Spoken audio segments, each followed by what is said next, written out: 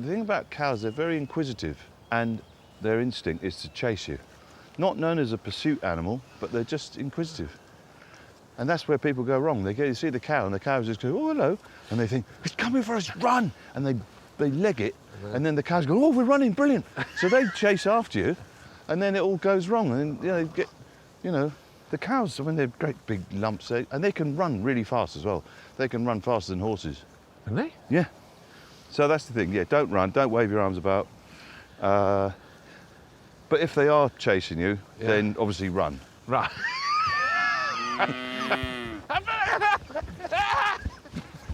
Al, it's right, it's gone. What are you doing? Oh, let's run away and not know where we are going to. Let's go far today and it's all gonna be wonderful. Men of a certain vintage. No! Now, I'm not usually a proponent of stair lifts in nature, but these stairs are made for it. Are not very good at talking. Yes! In your face!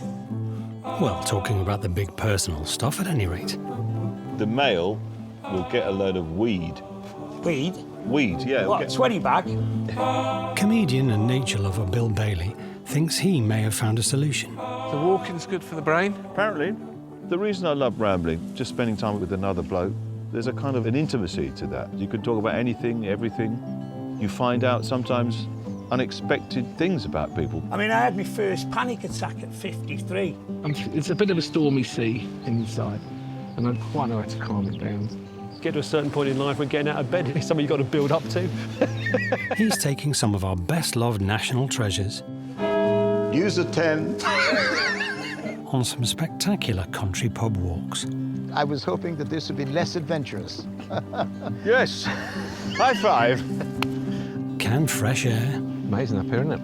Pretty cool, isn't the odd pint, it? Just gonna neck it. All right, that, mate. Cheers, Trev. Cheers, Ken. and some good old-fashioned messing about. Oh, it's a little shrine to rambling. Right, I'm rambling.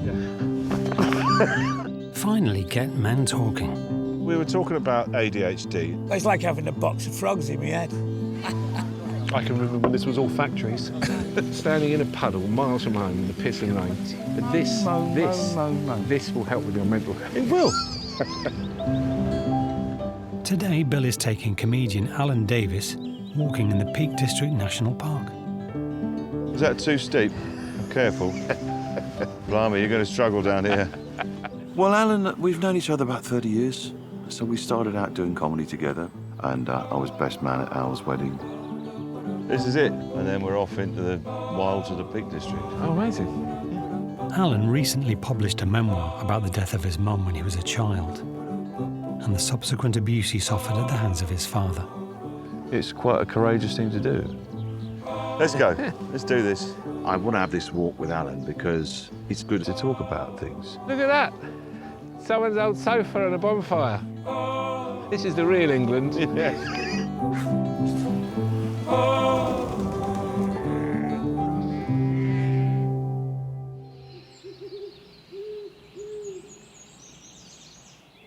Hello? I was just going to say, Al, I thought I'd bring you to the Peak District for the beautiful views. There's an enormous amount of soot on the walls. I always think of the hymn, Jerusalem, and that line in it, the dark satanic mills. Yes.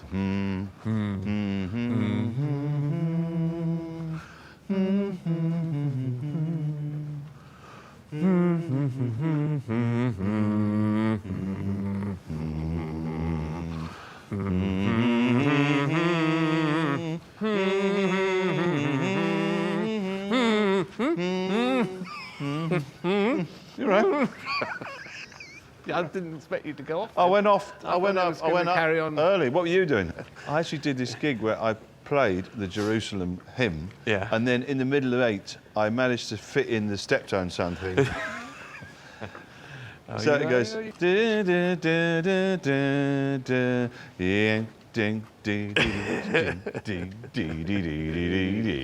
Seems to work. It seems to work. It's the start of Bill and Alan's adventure in the Peak District. where Bill is taking his old friend on 3 walks, each one ending at an historic pub. Alan, you excited about a walk with Bill? Very excited, yeah. Can you hear that one? There it goes. Ching, ching, ching, ching. That's a chiff chaff. I was brought here with the promise of a kind of extended pub crawl. If it's all... Oh, I can hear a bird. Sounds like a... could have been a goldfinch. Is it a gold? Well, I can't see it from here. Well, you're supposed to know from the sound of it, aren't you? Yeah. If it rains, I'll sit in the car and hope the whole thing's called off. How are you? Anyway, are you physically okay? Are you all right? I don't think I am really, no. No? No, I think I'm on the brink. Pains of all sorts, back pains, knee pains. I know, it's horrible, isn't it? Oh! Now. Oh, no! Oh, this is a classic trap. The bit that's broken off. Yeah, that was broken off to fool the Germans. I reckon it's that way. I'm not going back up there. All right, let's go. Their first pub walk begins on the disused Monsal Dale train line. Bill will be leading Alan down into the depths of the Wye Valley before they attempt a rather ambitious ascent, 1,300 feet above sea level, to the historic Barrel Inn, Derbyshire's highest pub. I just want to show you this, Al. Yeah. This is just where we are. This is Monsal Trail, Monsal Dale. Yes. This was a railway in 1863, and it was the Midland Railway which connected Manchester to London. Oh, wow. And it says, beauty or beast, a feat of Victorian engineering. But at the time it was built, John Ruskin, a leading English art critic and poet, criticised its construction, destroying the stunning landscape. Oh, wow. A time when the approval of poets was sought for major construction work. This is what he said. The valley is gone and the gods with it. And now every fool in Buxton can be in Bakewell in half an hour. And every fool in Bakewell in Buxton, which you think a lucrative process of exchange, you fools. But this was the railway then? This was a railway, yeah. The tracks are long gone. Yeah, the track's gone. Take me on an adventure. Let it be a golden one. I don't know much about the weather, so meet me in the morning sun. Peak District National Park is the first national park in the UK. This is a beautiful place to go for a walk. This has got everything. And there's peaks, deep, tranquil valleys. I'm characterising this walk as highs and lows, both physically and the mental aspect of it. Walking can be a way of allowing someone the time and the space to talk about things, to open up a bit in a way that perhaps you couldn't before.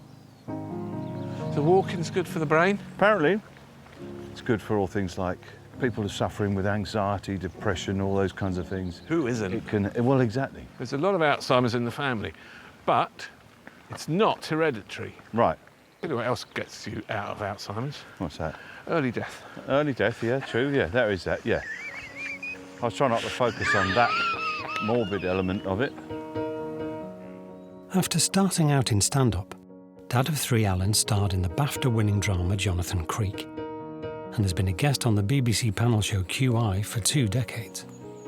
I mean, the job that I do, I like doing, and I like doing comedy and acting, and I thought it'd be great to be famous. It's not. It's hard to find peace and solitude and space to think, and it's very, very difficult. There's sort of pros and cons to everything in life. Oh, I don't feel right being on this side. No? No, I feel We'll go like... on that side then. This is how Ant and Deck must feel. Oh, it is, isn't it? I never stand on this side. No, you never do. I'm always on the always... left. Yeah. I don't know what I'm waiting for, but love's gonna come my way. Oh, oh, oh, oh, it's gonna come my way. You worried about trains? Well, do you know what? In the 50s, when Beeching kind of shut all these stations down and closed all the railways, the thought process was, no one's going to go on the train anymore. When you got these cars. Yeah. He went too far, Beeching. He did. He went too far. He did. It's crazy. He's given too much power. Look out! What? God, that was close. Oh, Blimey. scare the life out of you, didn't they, the lycra people? But no bell. They didn't even ring a Ding, bell. ding, ding. This is definitely a platform. Yeah. Yeah, look at that. What does it say on the bench? In loving memory of Barbara Mary Henshaw and Edwin Henshaw. I love those little things on benches, you know. Do you know the town of Ham?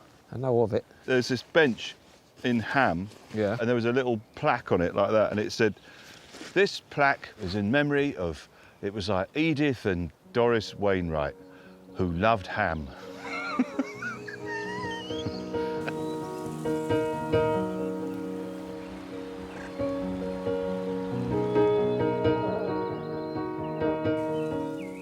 Alan grew up in the 1970s and was raised by his dad after his mum died when he was just 6.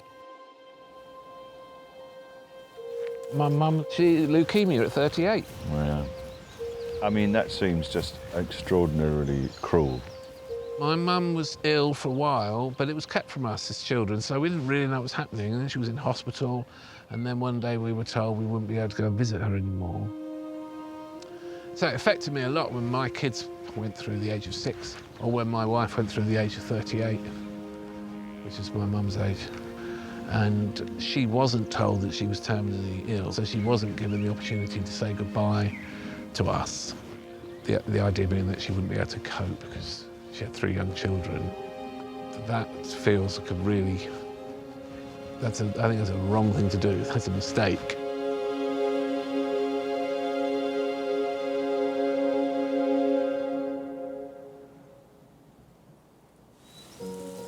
Bill and Alan are about to leave the old railway line, crossing the river before climbing to the top of the valley towards the Barrel Inn.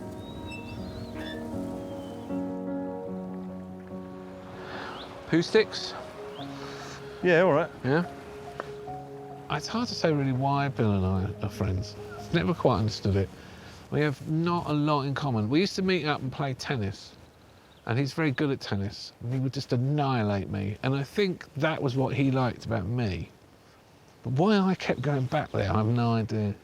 Very good. Right, can you fashion them into something? Well, I don't know whether to trim this down or just see whether this you'd think that's quite streamlined and would flow, or might that flow better? That's going to impede its progress, isn't it? Oh.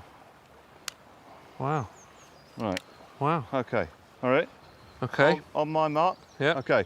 1, 2, 3, drop. Yes! Yes! In your face! Sorry. That's an entirely unexpected reaction. I didn't know you were that competitive. I knew you were going to win. I let you win. Mine's miles away by now. Just let it go. It's a stick, isn't it? No, with you nutter. Come on. Let's crack on. I tell you what, I could murder a pint.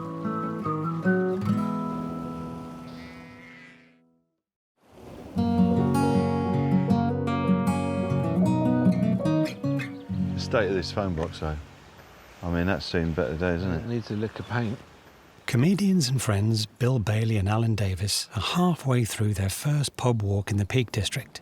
Is that actually working? Hold on. Yeah, got a dial tone. Anyone you want to ring? But they appear to have been distracted. Should we phone? Who should we phone? Lean back. Oh, it's ringing. Oh! Hey, Lee. It's Bill Bailey here. We found the last working phone box in the Peak District. So we decided to phone you and say hello. Here's Al. Hi, Lee. While I've got you, I've only got 20 pence left. Yeah. Have you got any quick gags? 10 seconds. Yeah. We got 8 pence of credit. He's saying it. What is it? Oh, it's gone.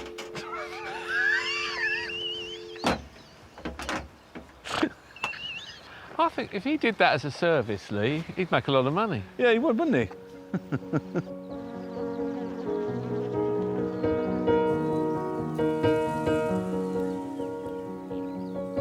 going then? Well, the pub is the Barrel Inn. A notable pub? It's the highest pub in Derbyshire. There you go. I mean, by elevation. Not by Inhalation. Description of the clientele. Yeah, that's right. I've rekindled my love of pubs since I've been walking. They're a fixture on the landscape. These have been sometimes here for hundreds of years. And there's actually nothing better than after a long day's walk to walk in the door and there's a fire crackling in the grate and a cold drink sitting on a table. There's nothing quite like it. We turn into this farmyard now. There we go. It's not immediately clear where you're supposed to go, but somebody's helpfully spray painted FP on the wall. So I'm guessing that's footpath. Fuck the police. Yeah, that's right. See, there's another sign. You see on the pallet, it says footpath. Oh, look. Oh, look at them. Morning. Yeah, hello. Vegetarian. He's vegetarian. I'm your friend. Yeah. I even have oat milk, although I do like cheddar. Sorry about that. Reminds me of one of my first Edinburgh shows. Yeah, that is the absolute bemusement of a new material night. It is, isn't it? Yeah. What? How's your general leg mobility? Leg mobility is all right. Low. I've got a bit of lower back pain. Oh.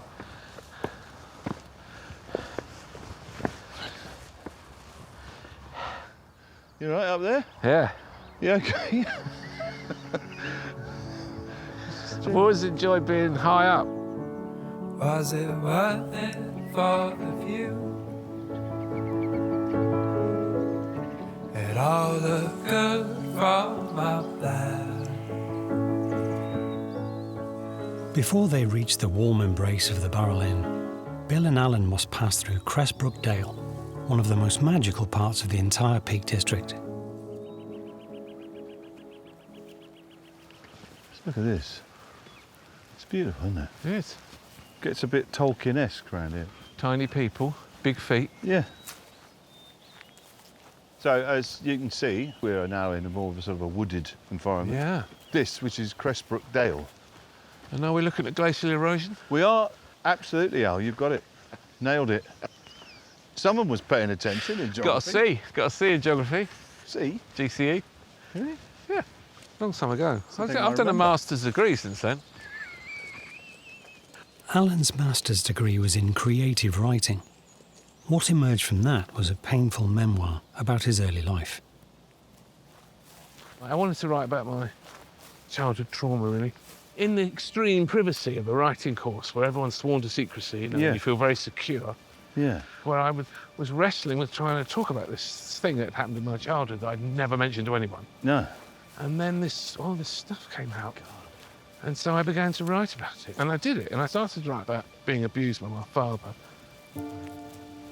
Then I wrote about, confronting my father, and it took several months to pluck up the courage. And then I reported him to the police for historical sexual abuse of me. And then, if I cut a long story short, they said, we believe you and we think he should go to prison, but we can't try him, he's got Alzheimer's. Right.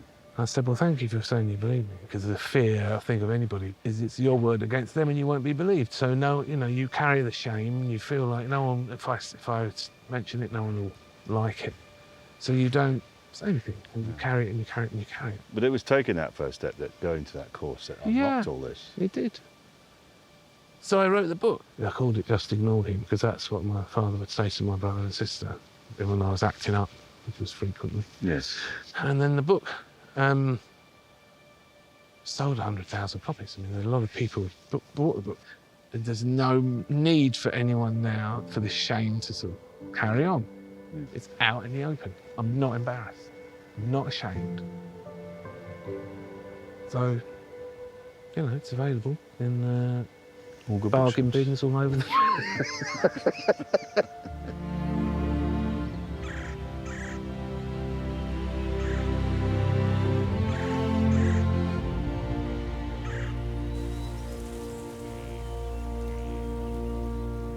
The book was a positive thing, yeah, definitely. Now I look back and I think I carried all that stuff, that sort of secret, for all those decades, you realise that it runs through everything in your life like a fluid, like it's there and present in everything.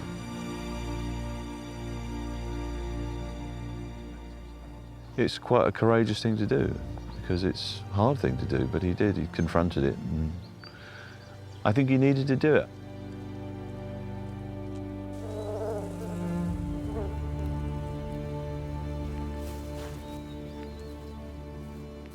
Now, I've got to warn you, Al, this is quite a steep climb. How do you say? Meet you in the long grass. Something good at long last. When we're away. How much more you got in you? It's just to, see that gate? Yeah. Well, it's past that. Is there? The Barrel Inn dates back to 1597 and served as a hostelry for local lead miners.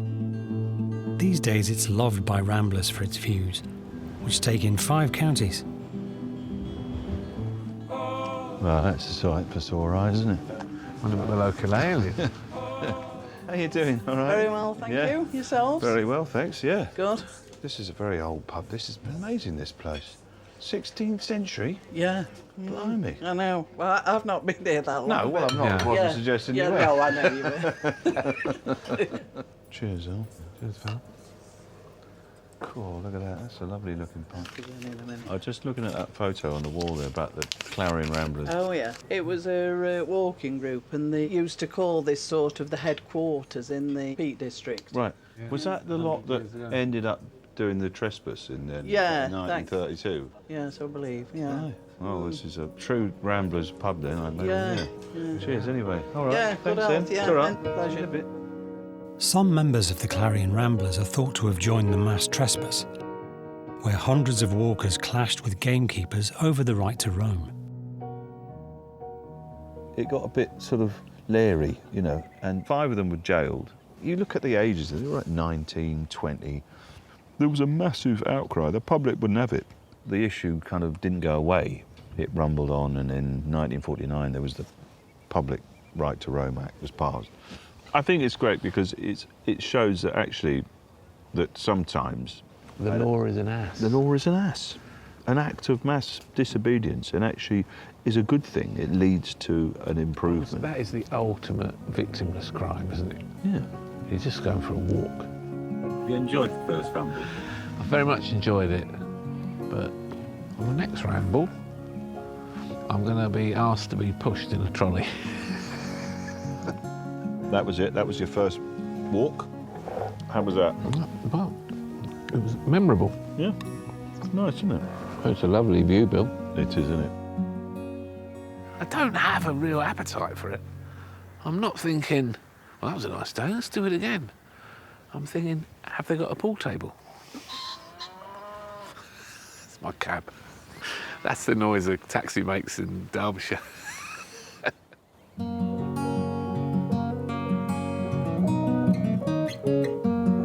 Before their second pub walk, Bill has decided to take Alan on a dark, subterranean diversion. If I don't have you, love, then I don't have no love. I thought we'd have a little detour Yes? where we will be descending several hundred feet into the bowels of the earth, and then we'll be taking a boat ride. Okay. I mean, I did mention this trip is about highs and lows. This is definitely one of the lows. We've come to the Speedwell Cavern, which is an old lead mine. The Peak District has got this ancient industrial heritage. How many steps? 106. Okay. 1, 2, 3. Don't do that. But I don't know. I hope he likes it. I don't know. I haven't actually thought that through, to be honest. I don't know. Might be terrified. But anyway, we'll cross that bridge when we get to it. Oh.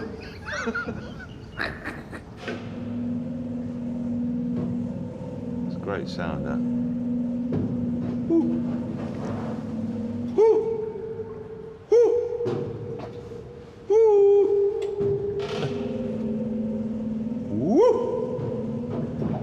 Well, this is basically, we've been doing so well on the walk, Al, I thought I'd just take you down here as a bit of a treat.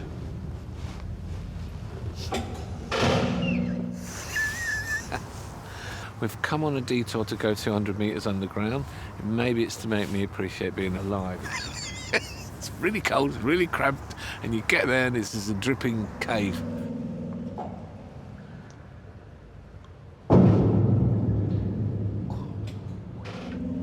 So is this an old mine shaft then, Adrian, or is this a tunnel that led to a shaft, or? They basically blasted through the rock looking for veins of lead while they were on the way to the cave system. Because at the end is a cave system that spreads around Derbyshire for 14 miles. Right.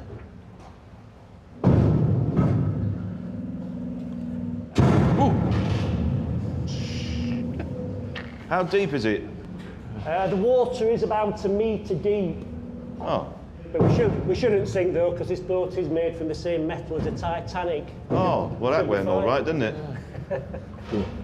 That's a very funny joke, Adrian.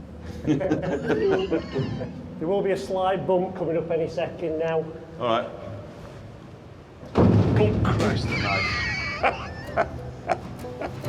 It's very cramped down there, and it's cold as anything. My hands are so cold, and I cannot imagine mining lead. I enjoyed it a small amount, not a great amount. All right, so we walked up to the pub. Yes. The Barrel Inn. That was a good choice. And now this next walk, it's down to the village of Hope. Right. To the Cheshire Cheese Inn. Okay. You like cheese, don't you? I love cheese. Is there too much hope in the world or not enough? It's the hope that kills, that's what we say every time we go to the Arsenal. Yeah.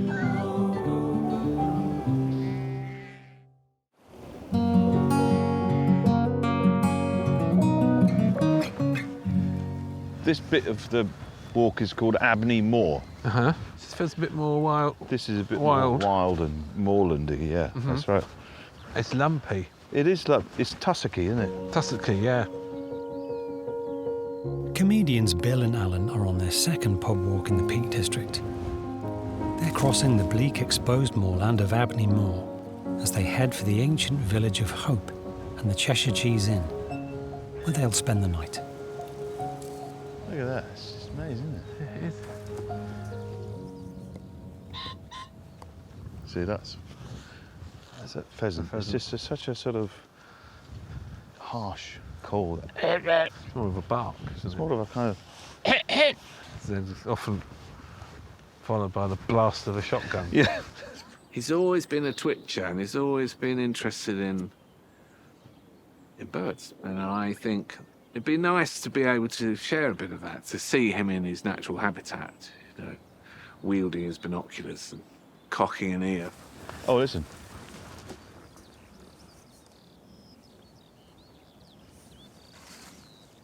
With my experience of birds is usually getting shat on, you know, on a seafront somewhere.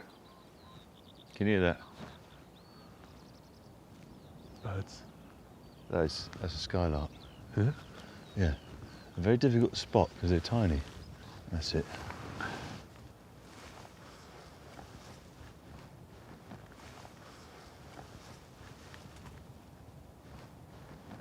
It's stopped now. You did hear it though, didn't you? Yeah. See, what they do is there's a nest on the ground and the skylark sings in this loud, long, kind of almost random song to distract predators away from the nest. And then the buzzers go, what the hell's that? And then the skylark gets to a certain height, then it stops singing, then it just drops to the ground. It's very cunning. Yeah.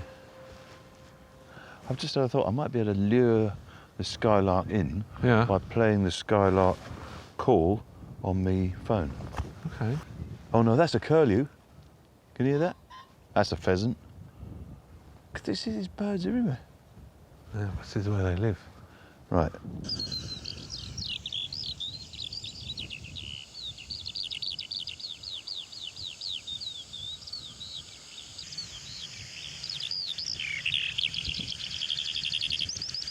I can't see any birds, but I can see Chris Packham coming over. Look at him vault that wall. It's like the bat phone for him, isn't it? I don't think that's worked. No. Occasionally it's capable. Maybe you need to do it for longer. Yeah. But have you got the patience? No. It's Bretton Brook, apparently. Oh. That's Bretton Clough. According to local legend, Bretton Clough was where the last ancient Britons held out against the invading Roman legions 2,000 years ago. I've got a couple of snacks here. Do you fancy dried apricot? Do you want a dried apricot? Oh, yeah. Oh, that is lovely. Good, isn't it? Oh. Oh, yeah. Oh, a couple more of those. Yeah, we shall. I'm just walking out the countryside. There's a real sense of connecting with the landscape. You make a connection with the past as well. You're walking paths that many people have walked sometimes for thousands of years. I don't know, somehow it frees you up a bit. You feel a kind of a license to talk about anything. You never think that you'd ever know anyone that would die, you know someone our age. Jim Miller, our mutual friend, was 58 when he Yeah. died. And then you suddenly start to think, God, there's Linda Smith and Caroline Ahern and Felix, Jeremy Felix Hardy. Dexter and Malcolm Hardy and Jeremy Hardy and Rick Shaun Mayle, who I Hughes. worked with, Shaun Hughes, for God's sake. I know, for God's and sake. Sean Locke, your close friend, Our old pal, mate. yeah. Sean Locke was a brilliant comedian, and he was probably most well known recently for being a team captain on 8 out of 10 Cats, there's Countdown. And he died in 2021 of cancer. It was strange, with Sean, because he always thought that he was indestructible. Sean is a big hole in Bill's life. Almost like brothers they were. So I think it's a big absence. And for those two, that laughter is gone. And that's really sad, when you lose someone who makes you laugh. But people think, don't they, that there's a heaven or another place, but the people who have passed are still alive because they're thought of and spoken of. Mm. And the amount of times, and I'm sure you feel this, you think of someone who's passed away. Yeah. They come through your mind, there's something triggers it. Yeah. It's extraordinary. Happens every day. Every day. But I think it's good, that we talk about them. You say the name and you talk about them. That's how you remember them. I went on a lot of walks with Sean Locke. We had these extraordinary conversations. We could talk about anything. It could be very personal, it could be things that we were going through, or it could be whatever. It really inspired me to do these walks. So, yes, it's a big loss. I miss him a lot. It's a huge loss because he was a great pal. Oh, now we started talking about people who've passed and yeah, the weather's closed in, you see. The clouds have gone over. You see? I don't know, It just feels like it's... This tree's very low, isn't it? It is It might very fall low, up. actually. Since the wind is picking up. The wind's picking up, the rain. It's going to chuck it. I think we should... Should we make sure it's We should not get the up? hell out of it. That way. Hope's up here. Yeah. I think you do think about your own mortality when you lose a friend. You think, God, what happened, it might be any minute. Or it might be another 40 years.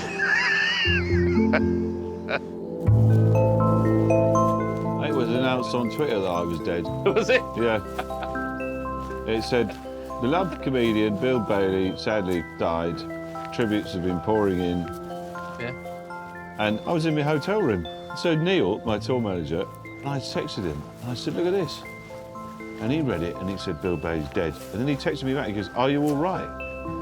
Are you all right? So, well, I'm not dead, clearly.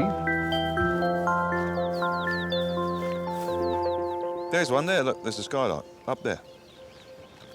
Look at, here he goes. Right up, because we're getting close, he's going right off Stour off the scent. Up it goes, till it thinks that he's gone far enough away from the nest. And then he's going into stealth mode. Go and drop.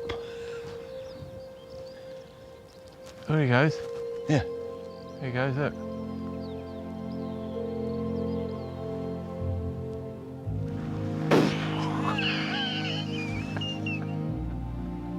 I love the skylarks. I've never seen a skylark before. It was amazing, yeah. It was amazing. After a full day's walking, Bill and Alan finally close in on their destination. You see? Cheshire Cheese Inn. Cheshire Cheese Inn. Cheers. Cheers. Cheers. That was good, Dave, wasn't it? Very good. Very nice.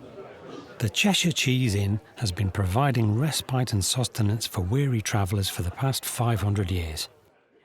These days, it's popular with real ale enthusiasts and walkers. We're going to spend the night here, and tomorrow morning we're going to make the ascent up Loose Hill up to Mam Tor. That's the sort of final destination, really.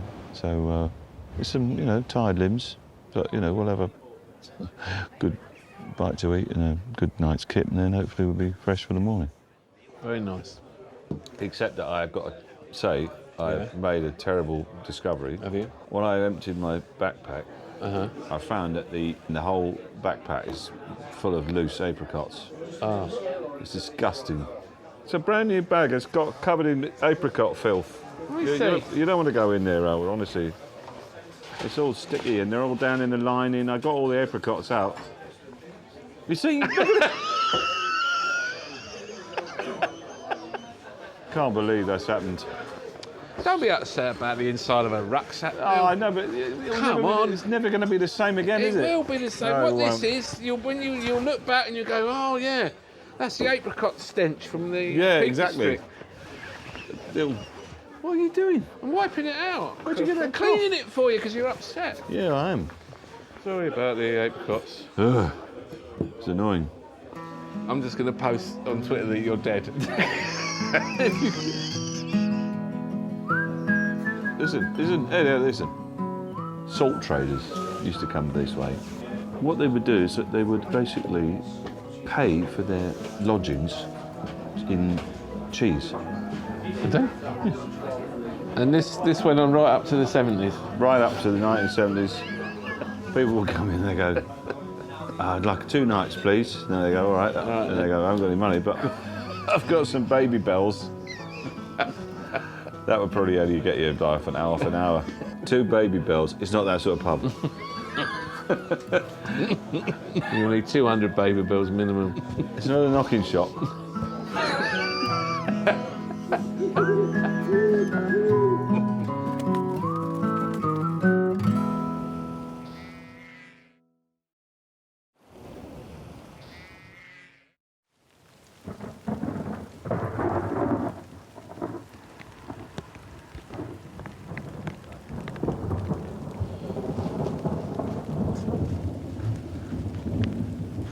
Right, well, it's a little bit damp.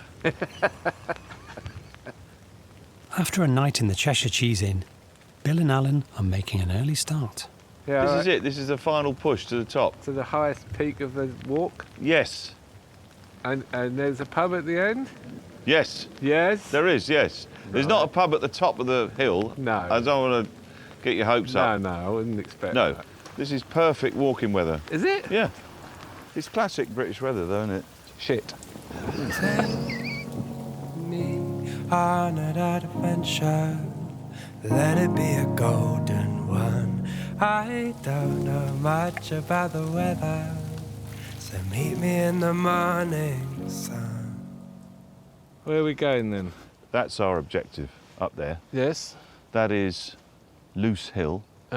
It's spelled L-O-S-E, Lose. Lose Hill. It's pronounced Loose Hill. And then we get after Lose Hill, then we go to the pub? Not quite. No. The final walk will be Bill and Alan's most challenging. A steep ascent up Loose Hill is followed by a 2-mile trek along the Great Ridge to the top of Mam Tor, which means Mother Hill in Old English.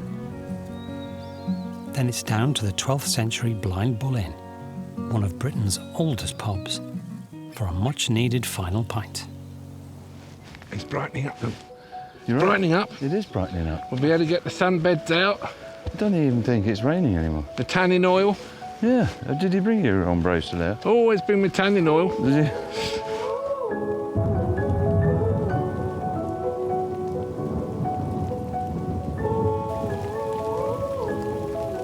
mighty Mam Tor stands 1,700 feet above sea level, and the going, for two men pushing 60, is tough.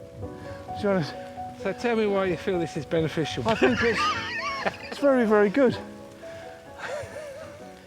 Yeah, walking. Oh, yeah, it's great. It's very beneficial. Yeah, I'm going to have to call an ambulance. For your health. So this is good for my... It's good for everything. Brain health. Brain health, mental health, physical health. We're nearly there. And that's Mam Tor there. Oh, okay. That sort of dark, kind of forbidding peak. Majestic. As well as being their most difficult ascent, this will also be Bill and Alan's final walk together in the peaks. Let's go. So, I was going to ask, how are you, Al? Mm-hmm. And I was going to do it in a way my mum used to ask people. What she used to say was, she said, how are you? In yourself. In yourself!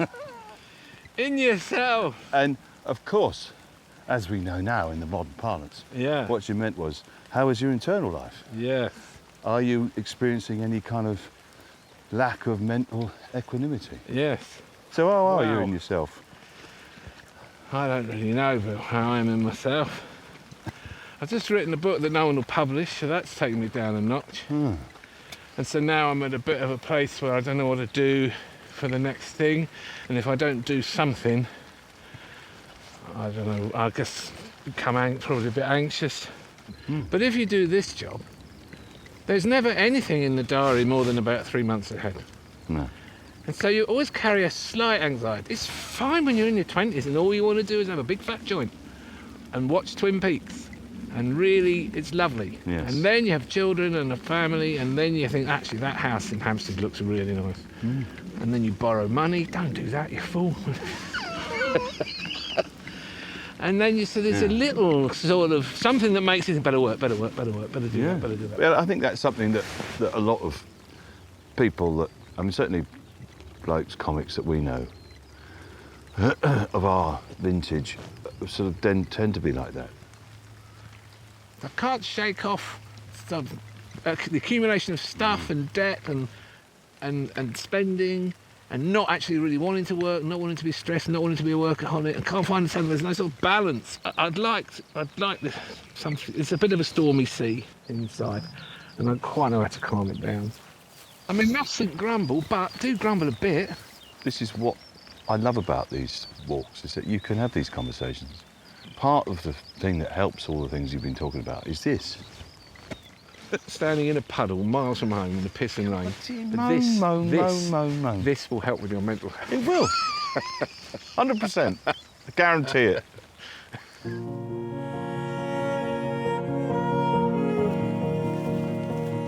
This has been a very unusual pause in my life for a few days. So I feel it's nice to appreciate the natural world. And it's very nice to spend it with an old friend. Look at that. People have made their own little piles of stones. We should do that, shouldn't we? Let's make a can. No!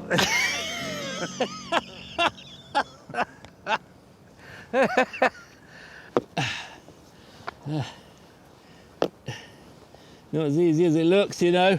Why do people do this, Phil? It's a little shrine to rambling. Shrine to rambling. Yeah. All right, okay. Oops, daisy. Yeah, oops, daisy.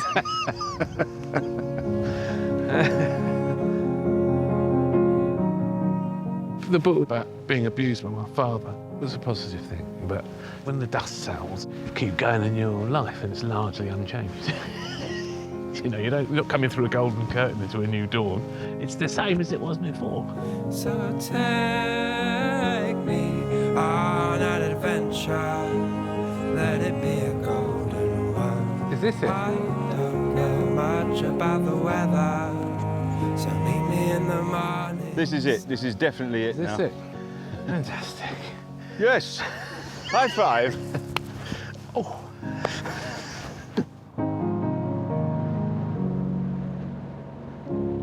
Amazing up here, isn't it? Pretty cool, isn't it? Good work. That's right, mug. Got some fresh coffee in here, Al. Mm-hmm. There you go. Look at that. The perfect man. Oh, very kind, sensitive, and great company. Cheers. Cheers, Bill. Thanks for bringing me. Down to the pub? Down to the pub then, yeah. With their Peak District adventure coming to a close, it's almost time for Bill and Alan to return to the real world. But not before one final pint. We've really put in a few miles. The physical challenge of it, it frees up the ability to talk about things. You know, talk about everything and anything, and crack on, talk about serious things, have a laugh. You know, it's what friendship's about, really. Cheers, Al. Cheers, Bill. Good couple of days. I must thank you for bringing me to the Peak District. I don't think I'd have ever come. Would you not?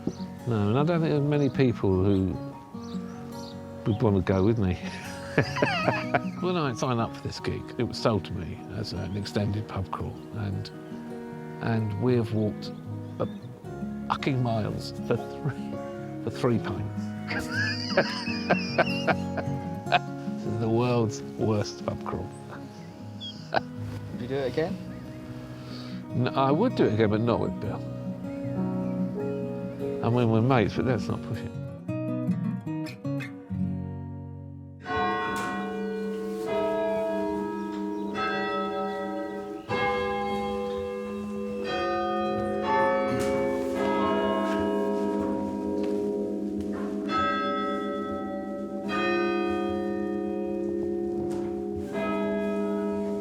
Oh, yeah. That's a nice resonant. That's a lovely one. Yeah. That's my favourite. Slightly funereal. Trevor, you know what I'm going to ask you, don't you? What? I don't believe it. But indulge me, will you? Use a 10. I can't believe you did that. I'm so sorry. I can't believe you asked me. I can't believe I asked you to do that. Bill Bailey and Trevor McDonald on a tragic boat ride in Dedham. Is this the last you see of them ever? Or will they return? You'll never live this down. These and the main stories tonight. Oh, let's run away and not know where we are going to. Let's go far today and it's all gonna be wonderful. Men of a certain vintage. Now, I'm not usually a proponent of stair lifts in nature, but these stairs are made for it. Are not very good at talking. Yes! In your face! Well, talking about the big personal stuff at any rate. The male will get a load of weed. Weed? Weed, yeah. What, 20 bag? Comedian and nature lover Bill Bailey thinks he may have found a solution. The walking's good for the brain? Apparently. The reason I love rambling, just spending time with another bloke, there's a kind of an intimacy to that. You can talk about anything, everything. You find out sometimes unexpected things about people. I mean, I had my first panic attack at 53. It's a bit of a stormy sea inside, and I quite know how to calm it down. Get to a certain point in life when getting out of bed is something you've got to build up to. He's taking some of our best-loved national treasures on some spectacular country pub walks. I was hoping that this would be less adventurous. Yes. High five. Can fresh air. Amazing up here, isn't it? Pretty cool, isn't it? The odd pint. Just going to neck it. All right, that, mate. Cheers, Trev. Cheers, Ken. And some good old-fashioned messing about. Oh! It's a little shrine to rambling. Shrine to rambling. Finally get men talking. We were talking about ADHD. It's like having a box of frogs in my head. Standing in a puddle miles from home in the pissing rain. But this will help with your mental health. It will. I can remember when this was all factories. Today, Bill is taking the former newsreader, Sir Trevor McDonald, walking through Essex and Suffolk, exploring the home of the artist John Constable. Well, it's a series of 3 walks and 3 pubs. I love the bit about the pubs. Good. During 50 years in the public eye, Sir Trevor has maintained a very private profile, and Bill is keen to discover more about what makes him tick. Sir Trevor is a national treasure. knighted OBE, a broadcasting icon. Your producer now, I have a thermos of tea. Yes. And an ordnance survey map. That's all we need, really. Absolutely. To maintain that public persona must put a lot of pressure on you. To me, he's a bit of an enigma. I want to find out about his career as a journalist. There we go. It's after you, sir. But also, I want to find out a little bit about the real Sir Trevor.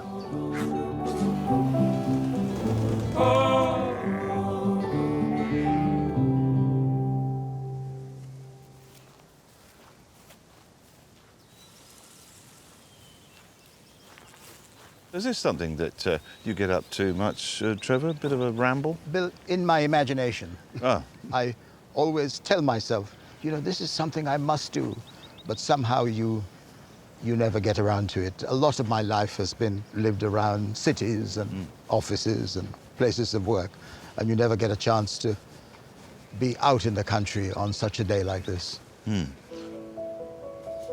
This whole area is the classic sort of English lowland. Yes. So we'll be walking a little bit along the river valley, and then at some point today we'll be going to a pub. I don't know how you feel about that. I think it's pubs are an essential part of life in England.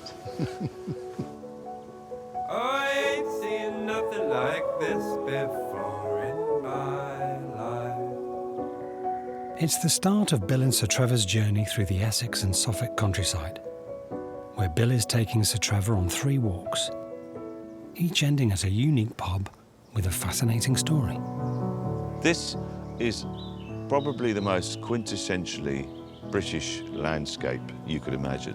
Gently undulating fields, lovely old coaching inns, river valleys, river meadows. I think there's a lot of this area that he'll enjoy, but also a lot that will provoke a little bit of unpacking of what Britishness is.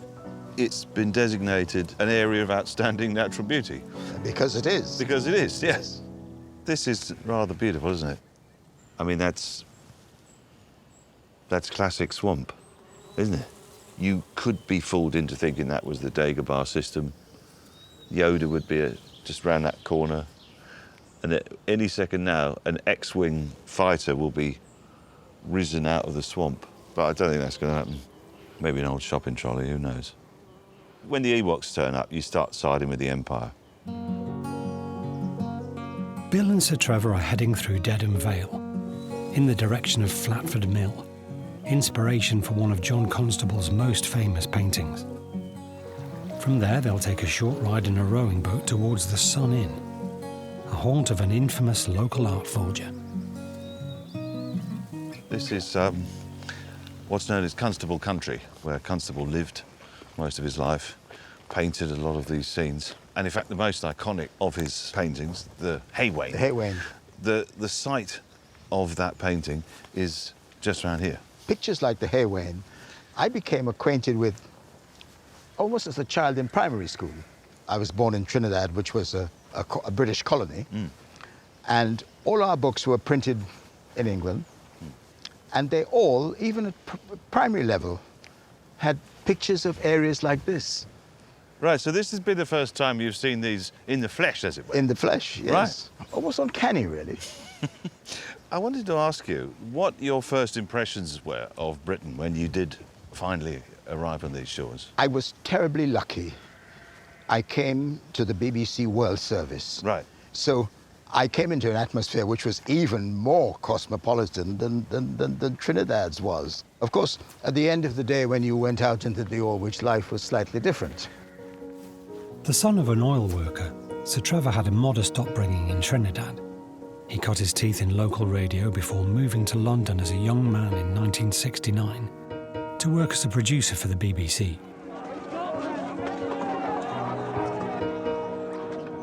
But the Britain he arrived in was very different to the one he'd read about in his school books.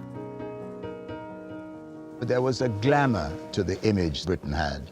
Of course, one came here and discovered that not all of it was glamorous.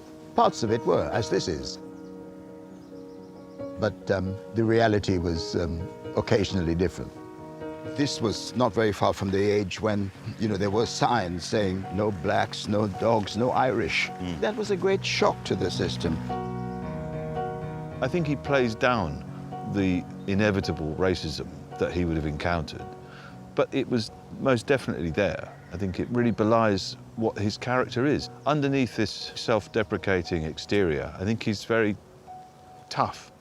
I mean, coming to Britain in the first winter must have been a bit of a shock. Yeah, and the second and third and fourth and fifth winters continued to be a shock. Right.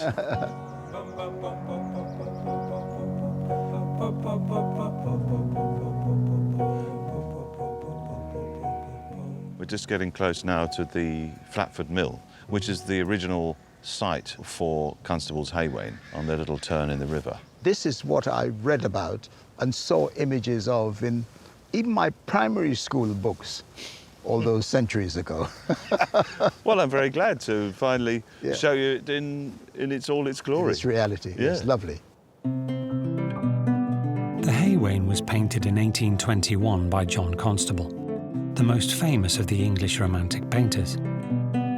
The movement has sometimes been said to present an unrealistic, overly idyllic view of rural life at the time.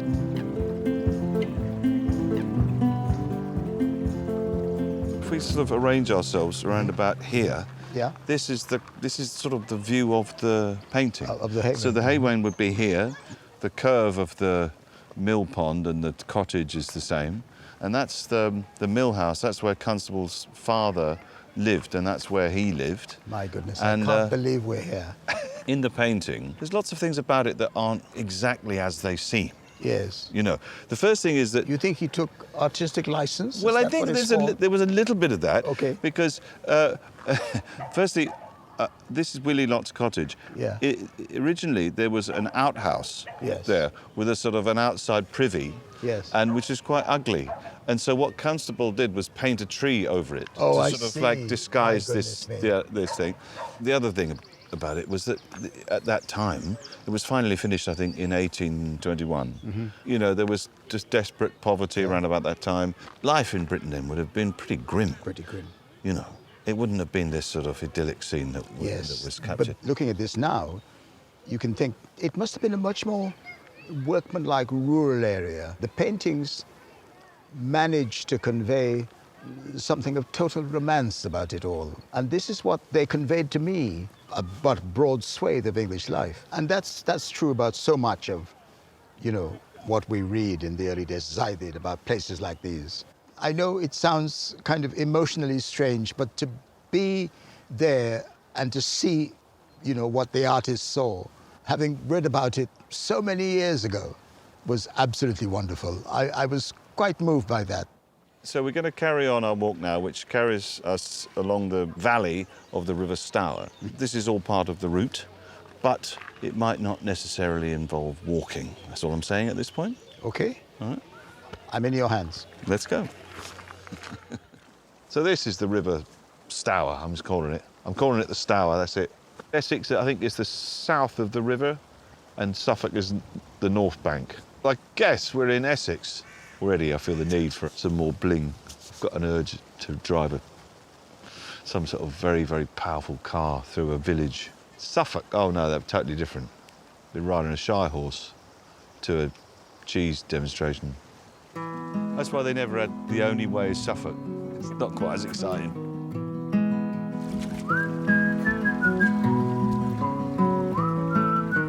If you start seeing water come up from the boat, you've done something wrong. Right. I'm sure that won't Okay. happen. I've got a small cup in my bag. We can bail. Bail it out, Yeah. Oh, yes, I'll be the bailer. All right. Are you okay in boats? They're not entirely familiar. I'm not entirely familiar with boating. Right. Okay. I'm very happy under your guidance. Yes. Okay, then fine. Well, shall I? You're the captain. It's an age since I went on anything resembling a boat, near anything resembling a river. This is fine. There we go. Yep. Oh, there we go. Watch your hands. Watch your hands. There we go. Thanks very much. Thank you. Wow. Well, this is unusual.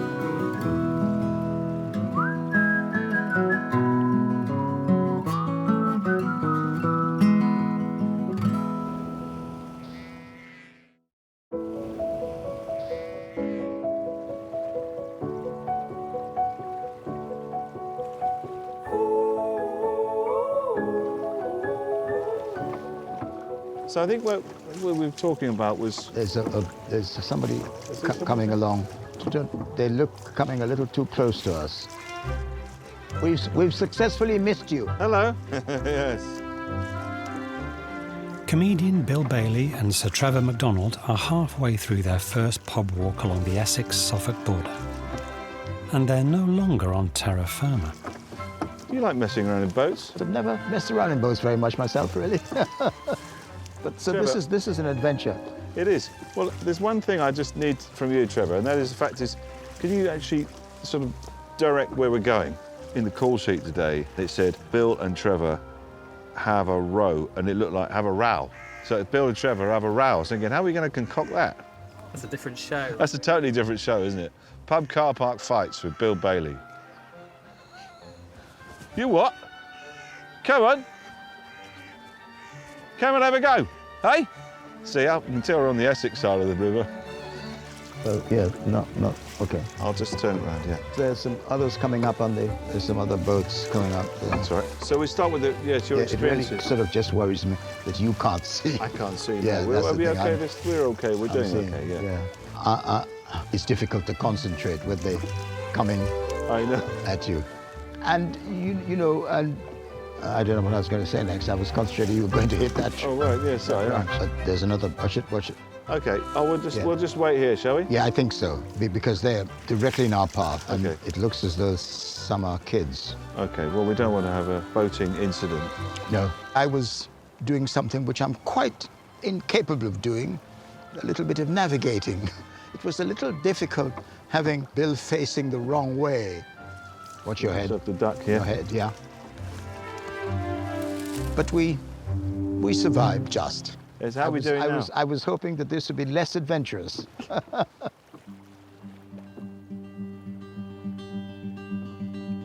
In 1973, Sir Trevor made history by becoming the first black reporter on national television with the newly formed ITN. He would become part of the fabric of British life. I remember when you got the job, it was a news story in itself. It took me a long time to sort of recognize what all this meant, really, because you apply for and get a job, and your first thing is that means I'll be able to pay the bills.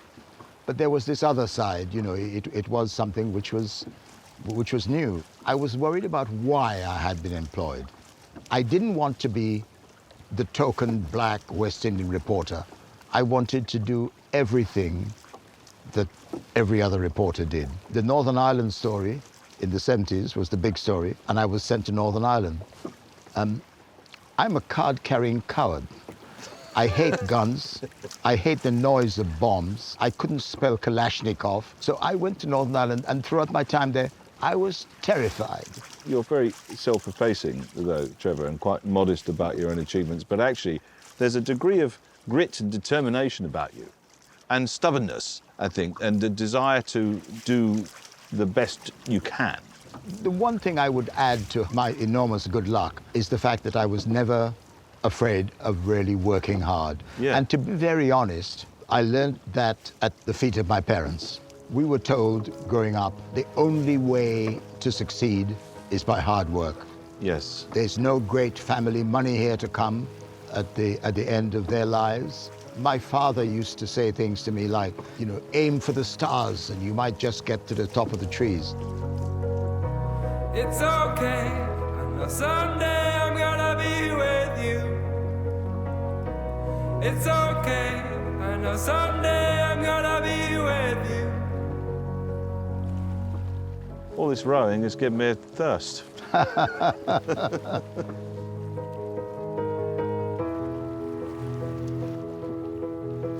Now back on dry land, Bill and Sir Trevor arrive in the village of Dedham and their first pub, the 15th century Sun Inn, a former coaching house on the old London to Great Yarmouth Road. I believe if we stop here and just look back at this sign here, you see that? Now that was apparently painted by the great forger Tom Keating. My goodness. I didn't realize he got into things like this. Well, that's right. I mean, he was a man of many talents, yes, including pub signs. Tom Keating was the most famous British art forger of the 20th century. After failing as an artist himself, he flooded the market with hundreds of copies of the old masters, including Constable, in revenge at the elitism of the art establishment. I'll have a small glass of wine, if I may. Red or white? Red, please. Thank you. Tom, who died in 1984, lived locally and was a regular at the Sun Inn. This was Tom Keating's haunt, this particular pub. And apparently, so the story goes, he would barter with paintings. So he would pay for things with his own works. Yes, wonderful. He was not really into forging for money, I don't think. He was very See, much... he was much more than a forger, really. Yeah. I love the idea of paying for his drinks with paintings. Yeah, that's right. Lovely. If there is any theme to these walks, I'd say it's probably the idea of authenticity. And I think that for a journalist, that's crucial. That idea of authenticity, of attribution, I think is something which is really interesting to unpack, particularly with Sir Trevor's occupation. The thing I would say is a parallel in terms of journalism would be the term fake news. Getting to what is really basically and fundamentally the truth is becoming more difficult. That's the problem, isn't it, with 24-hour, minute, not even hour by hour, but minute by minute news cycles where the news changes all the time. It's a great point. It encourages the tendency to make instant judgments about things. Sometimes the truth is more complicated. Many times you have to work to get to the truth. I'll drink to that. Cheers.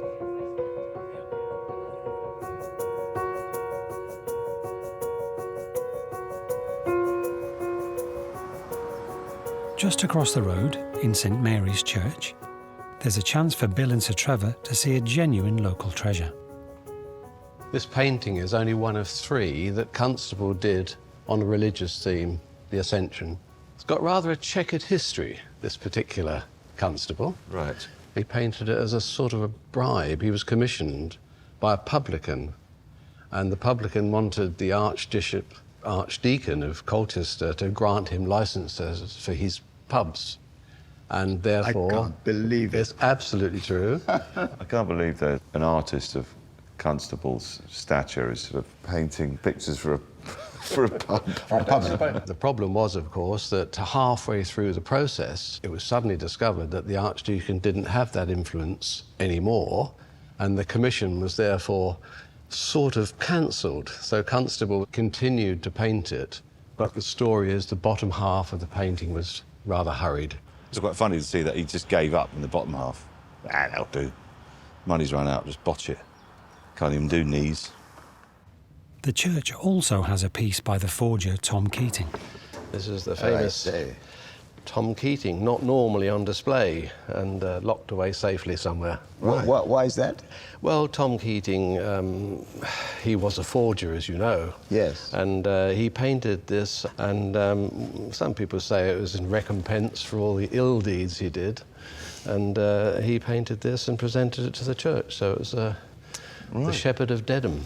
Yes. Right. He was a brilliant painter. I mean, technically, he was a brilliant artist. How amazing the Constable is on display, but the Keating is locked away. So it's just... I know, that's right. Please keep me warm with your love. St Mary's dates back to 1492 and boasts an impressive 130-foot-high stone tower. You right there, Trevor? Don't fall backwards, Ben. No, I won't. Coming back down to this place is going to be difficult. Yes. Perhaps there's like a sort of pole we could slide down. Right then. Where are we heading? It's just up, I think. So, you've made it. Oh, wow. You've made it. Some pretty spectacular views. Look at that. You couldn't have picked a better day to be at the top of the tower. Oh. I'm imagining this has not changed a huge amount since Constable's Absolutely time, not. really. No. In fact, it's almost certain that Constable would have been to the top of this tower at some point in his life, for certain. Right. Yeah, so he would have seen all that you see here. Good Lord. I've just realised how high we are up, Trevor. Yes, don't talk about it. I didn't think I suffered from vertigo until now. Right. What was going through your head when you went up the tower? How frightening this is was what I first thought going up those narrow stairs. You got to the top and the view was absolutely splendid and well worth the effort. I'm always struck with a sense of reverence when I come into a building like this. Are you a religious man, Trevor? Not particularly so, but I think there is something like divinity. People get so much inspiration from places like these that you think there must be something in the act of worship, something on which your spirit hangs there. So somehow we've got to get down. Yes. Peter, is there another way down, or is it back down the stairs? There is, but I wouldn't recommend it. No. Would you do it again? Not in a hurry.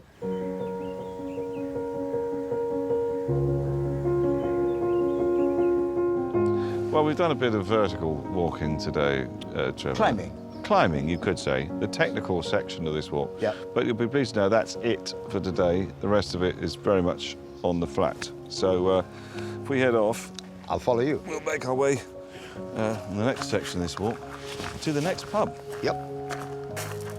I promise, no more stairs.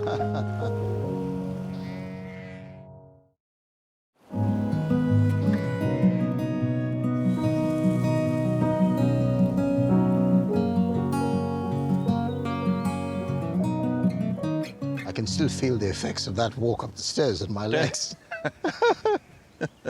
Bill and Sir Trevor are on their second pub walk along the Essex-Suffolk border. Look at that image down there. I mean, you just, you know, you see something like that, and you would say, lovely. I will just stop here and get my easel out. Yes. You look around here, and you know, you can hardly see any buildings at all, really. It's just... Well, no, that's it. I mean, it's true. You sort of look around, and there's not really any evidence, barring the odd pylon or some wires of the 21st century.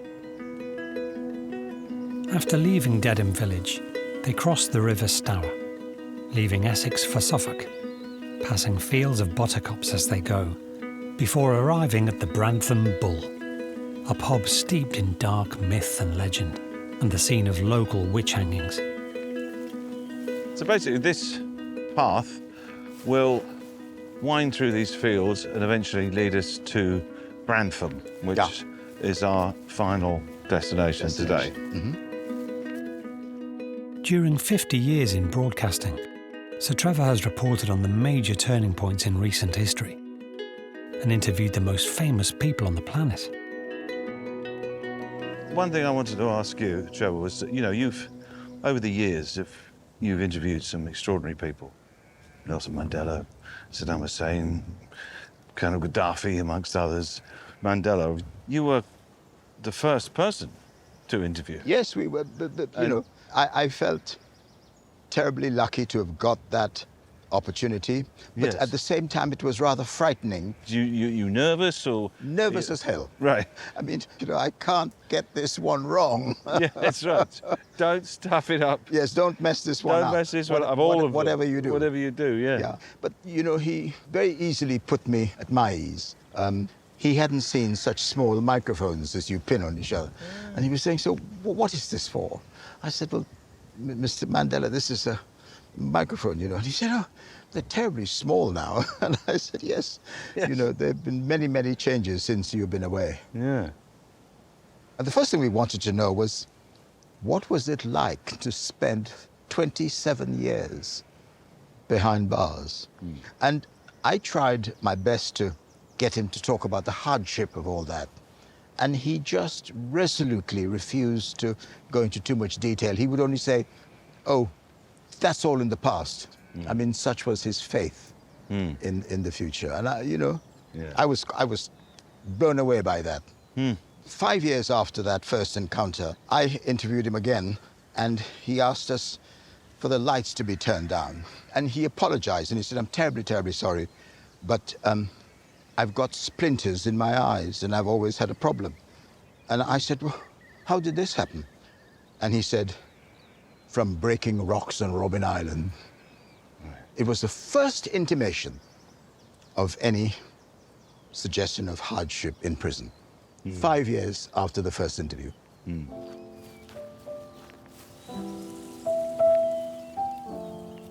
When I was on stage at the Albert Hall, I had this thought, how has this happened? Why am I here? And I wonder whether those thoughts ever occurred to you before these big interviews. I'd come to London from the West Indies. We all came to improve ourselves, to do well, to do better. There was pressure not to fail. Yeah. And you felt in a way that, you know, it would be an aspersion on all sort of immigrant communities. I wasn't an ambassador for this at all. Nobody so designated me, but you still felt, you know, I just mustn't let the side down. I must do what's necessary to make it work. He's a figurehead for black people in Britain. And throughout his entire career, he has maintained a very dignified public persona. The strain and the pressure that must put on him to maintain that constantly. It must be hard.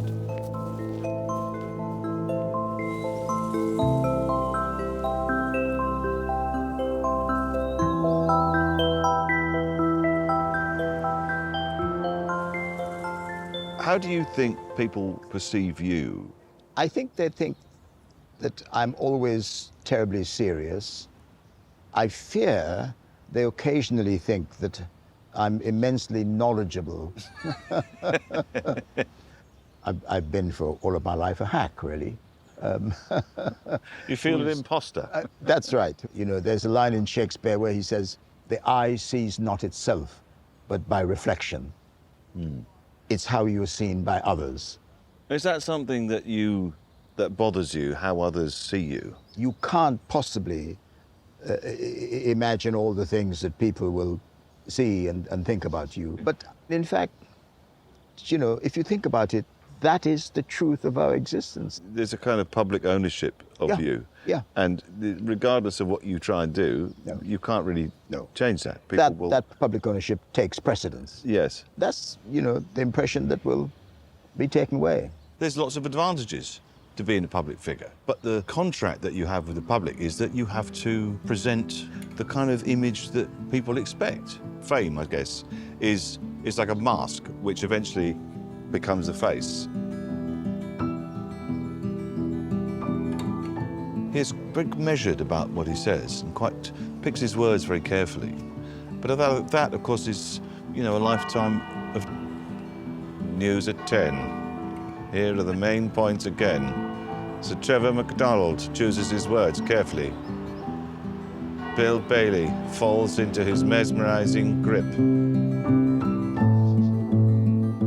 The Bull in the village of Brantham is a 16th century Grade II listed building. Thank you very much. Thank you. Thank you. Thank you so much. Cheers. Cheers, Trev. cheers, Bill. Yeah. Well earned. The pub lays claim to several local myths and stories. So this place, it's got a bit of history then, isn't it? A little bit, yes, indeed, yeah. Beams here next to you are from the Spanish Armada. Really? Yep, these ones here, this one here, beautiful. It was, back in the day, used as a courthouse. Right. The prison was downstairs in the cellar, which is now the cellar.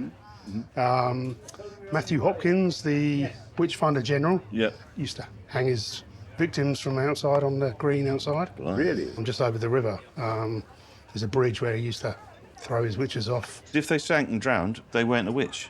Yeah. But if they floated, they were clearly a witch and hung. Oh, I see. Pretty grisly stories, these. That was him. He would be in the bar here. So I hate to think that he would be drinking where we are now. No, that was his tipple, apparently, half a lager. The son of a Puritan minister, Matthew Hopkins terrorised women across eastern England in the 1640s after appointing himself Witchfinder General. He's said to have hanged more than 100 women, but the ongoing fascination with his dark legacy has blurred the line between fact and fiction. Funny, isn't it, these pubs? They look almost a little nondescript sometimes. You know, From the outside. From the outside, you know. They give no hint of the darker secrets. You know, some of it may be absolutely factual, and some of it is slightly embellished, I suppose. I think slightly. I mean, that was quite extraordinary, that the Witchfinder and the Armada wreck in the bar. I mean, I'd say allegedly from the Spanish Armada, maybe. I don't know. Yes, the hand dryers are from the Spanish Armada. I mean, you know, things change in the telling. Yeah. Yeah. And to be very honest, a lot of so-called history is exactly like that. You know, it's occasionally not terribly easy to separate fact from fiction.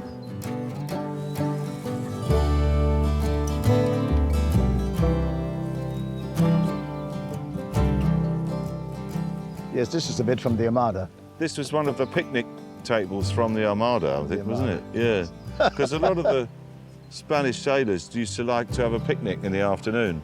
And there was a story that one of the people convicted of witchcraft had her last meal here before she was thrown That's right. over the bridge into the river. Yes. She probably had like a sort of a witch's ploughman's.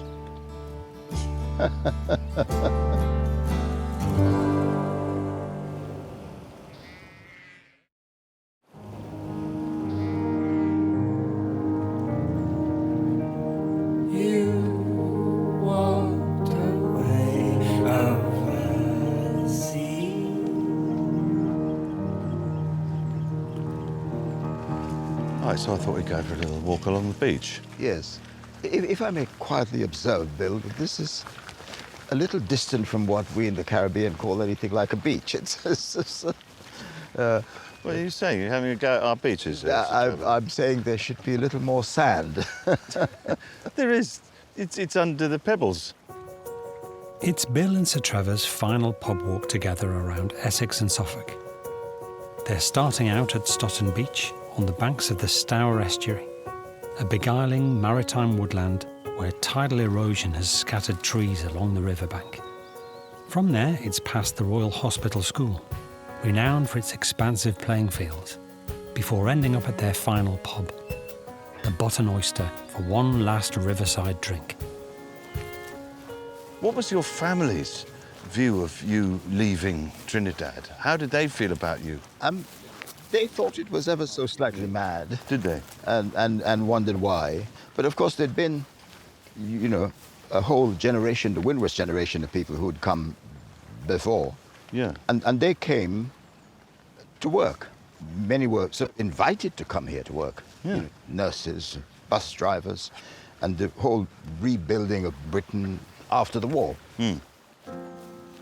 4 years ago, Sir Trevor broke with a lifetime of political reticence when he criticised the government over the Windrush scandal, in which hundreds of Caribbean immigrants were wrongly threatened with deportation as part of Theresa May's hostile environment policy. I was a little surprised. I mean, I'm a bit of a pedant about language and words. And I was always surprised at the word hostile. I mean, why not make it effective, functional, efficient, you know, thorough? Why hostile? Yeah. It's quite unnecessary, I thought. Mean-spirited. Yeah. Every country must have its borders and its own protection. You must have regulations which govern that. But you don't have to make it hostile. So when something like that happens... You do question, you know, why are you living in a place which occasionally appears that they don't want you, you know? Yeah. And you question, where do I really belong?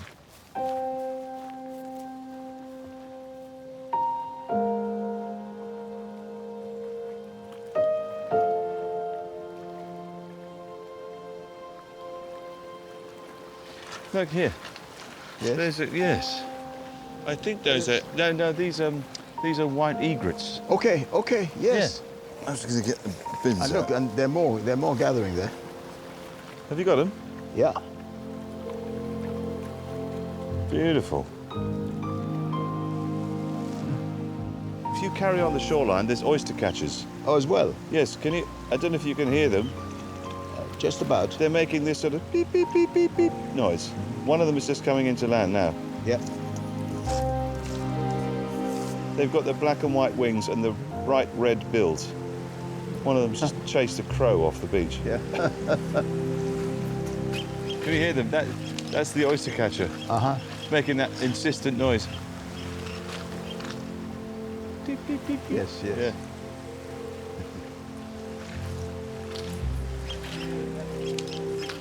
sort of birds you would normally associate with tropical climes, egrets. Yes, I don't remember so many of these. The ones that always captivated my attention were the hummingbirds. They're extraordinary creatures. Yes. You would see them when you... Yeah, oh yes, a lot. Just around, the house on hibiscus plants and so on. Quite common.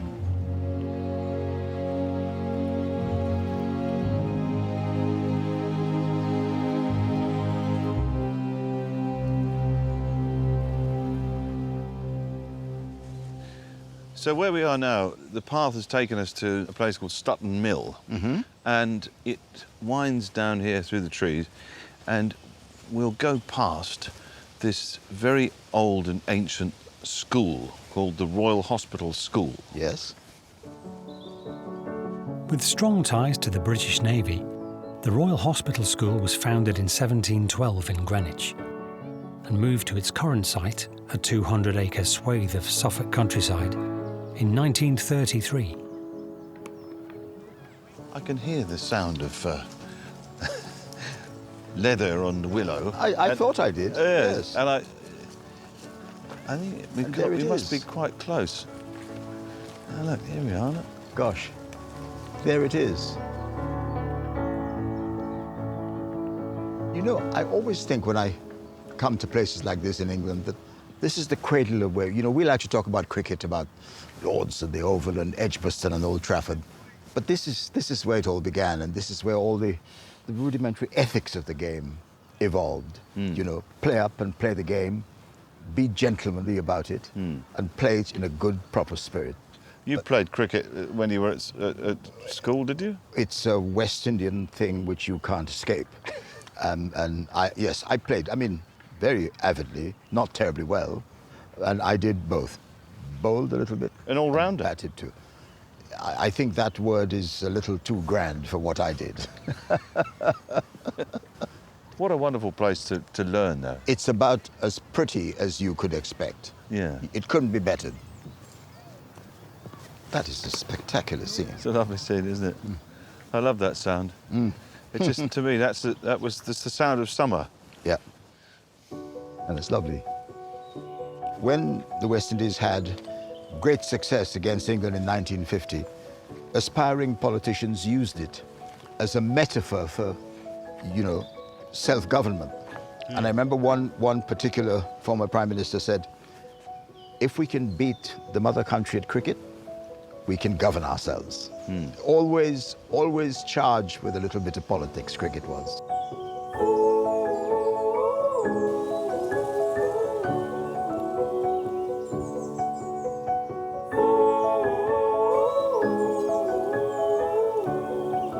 The West Indies gave me everything that formed the basis of my life.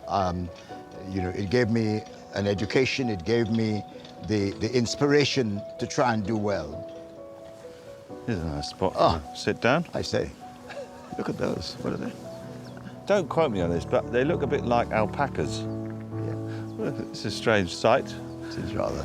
In the English countryside. I've now lived here for more time than I spent in the West Indies. I think I have the best of both worlds. A West Indian upbringing and a life in England. Bill, to be very honest, I know where I came from, and I know what that means, and I know how that's seen. And occasionally people come up to you, young West Indians, and they say, I never thought that my son or my daughter could get into the media, but, seeing what you have done has given them the encouragement to try. That's a source of great pride.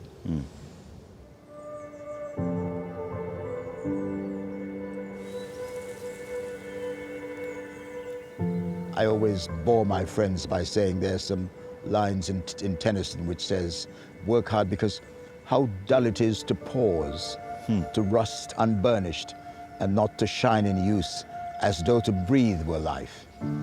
Breathing comes easily. Hard work is hard work. And I've always been inspired by those lines.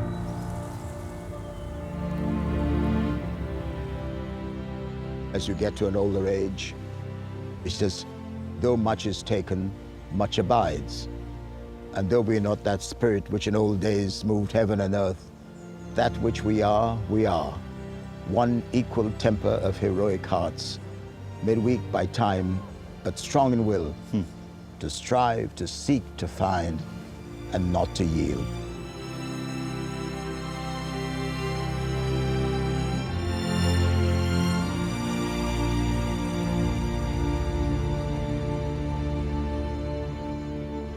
It's almost time for Bill and Sir Trevor to return to their normal lives. But not before one final stop. This glass of Malbec would do superbly. Thank you. I think I might join you. Okay. I'm going to join Sir Trevor. Same again? Yes, please. Absolutely. Thank you. A bit of a nautical history, this place. Interesting stuff used to happen down here. Naval courts were held. Lots of smuggling and lots of naughty Frenchmen. Yes.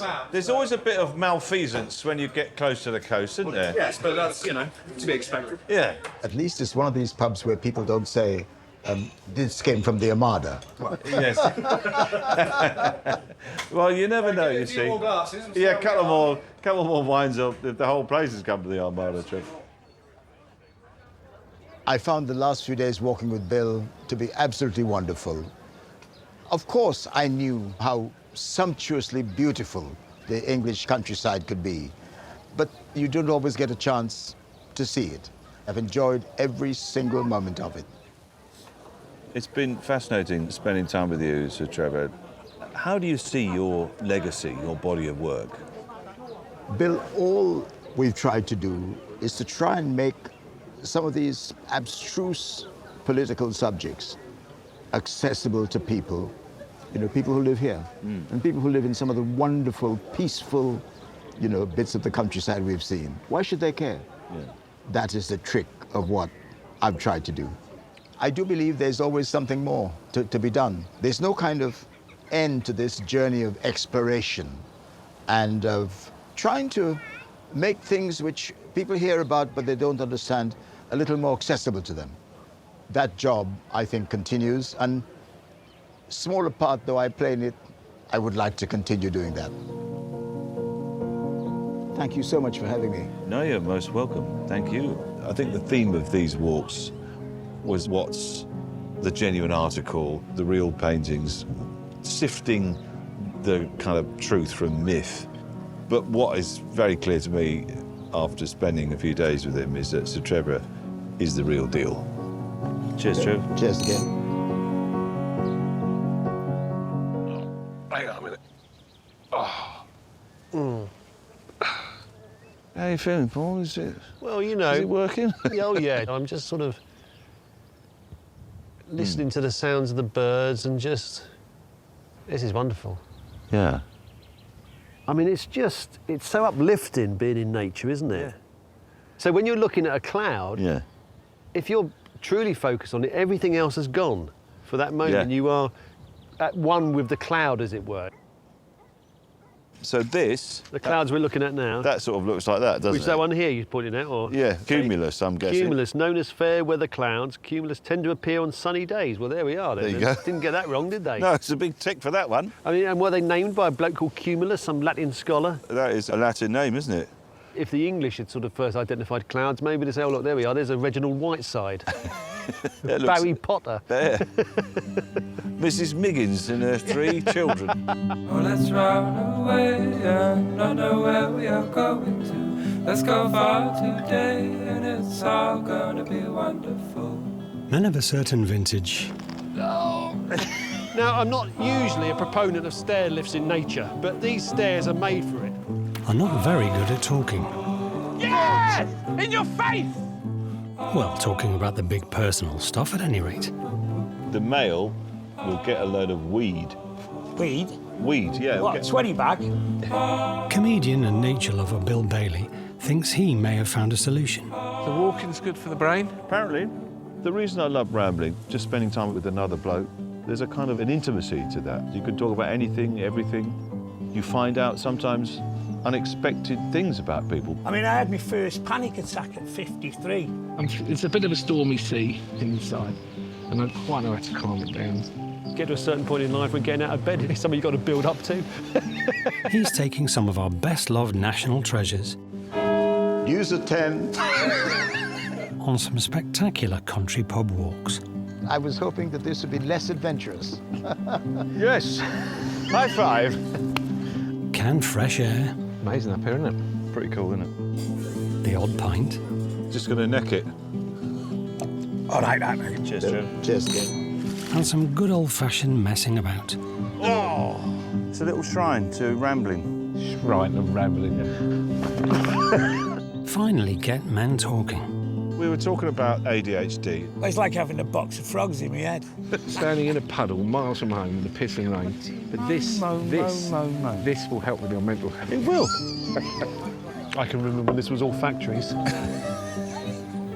Today, Bill is taking comedian and writer Paul Merton walking on the Jurassic Coast in Dorset. We're walking along the southwest coast path. Yes. We'll see maybe some wildlife, some seabirds, some old fossils. After 33 years on Have I Got News for You, Paul is considering a return to stand-up comedy. Years ago, he was like the king of stand-up. We all aspired to do what he was doing. Right, are we anywhere near the sea here? Yes, we are. The sea is just right over there. Oh, yes. You see down there? Oh, yeah. Lovely. I get the sense that he thinks a lot about his legacy and what you are remembered for, what you leave behind. Right, let's go. This way? OK, brilliant. Yeah. These are things we might talk about on this walk.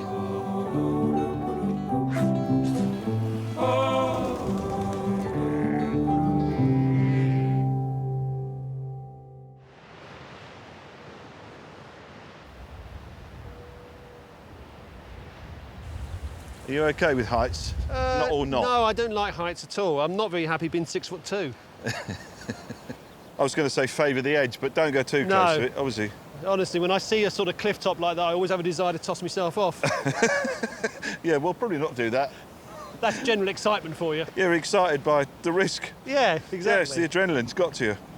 Whatever the opposite of a mountain goat is. OK. Is me. Is that right? I'm not usually a proponent of stair lifts in nature. Right. But these stairs are made for it. Sit in a little chair. Yeah, and then just slide down, little rail down there. Before you knew where you were, there'd be escalators up mountains then, wouldn't there? That'd be the next thing. Yeah, everyone. Yeah, that's progress. 20 toes running as the wind blows. We were bigger than the big beyond. It's the start of Bill and Paul's journey along the spectacular Dorset coastline, where Bill is taking Paul on 3 walks, each ending at a unique and memorable coastal pub. Yeah, I'm looking forward to it today. And Bill, I think, is a part of that generation. They sort of came along, they were the next generation after me, as it were. So I don't know him that well, but it could really be a good opportunity to make another friend. So I'm hoping that will happen. But if it doesn't, I mean, I'll pretend it will just for the sake of the cameras. They're starting out at the Great Globe near Swanage, one of the largest stone spheres in the world, built in 1887. This is made out of Portland stone, where, of course, one of the very strongest and most hardy stones. Yes. And it's quarried along this coast. Right. And a lot of the city of London is built from this stone. St Paul's Cathedral, in fact. Is it? Yeah. All right, well, we'll... OK, all right, we'll carry on. We'll carry on. This way? Shall we? Yes, more steps. More steps? There's more steps, I'm afraid, yeah. Just done steps. I thought, why is he showing me all these old things? You know, he has enormous curiosity about things I couldn't care less about. It's a good job this is his show, because I say, look, there's a field over there, let me know when you're bored and we'll go somewhere else. Is this sort of thing that you get up to, this kind of caper, walking? Yeah, I mean, much more since lockdown happened. Suddenly started discovering all these walks that I'd never really been on before. Discovered all these beautiful walks where you could see the coast of France, and I was reliably informed it was France. Oh, good. For a few months, I thought it was Narnia, but it turned out to be France. Yeah.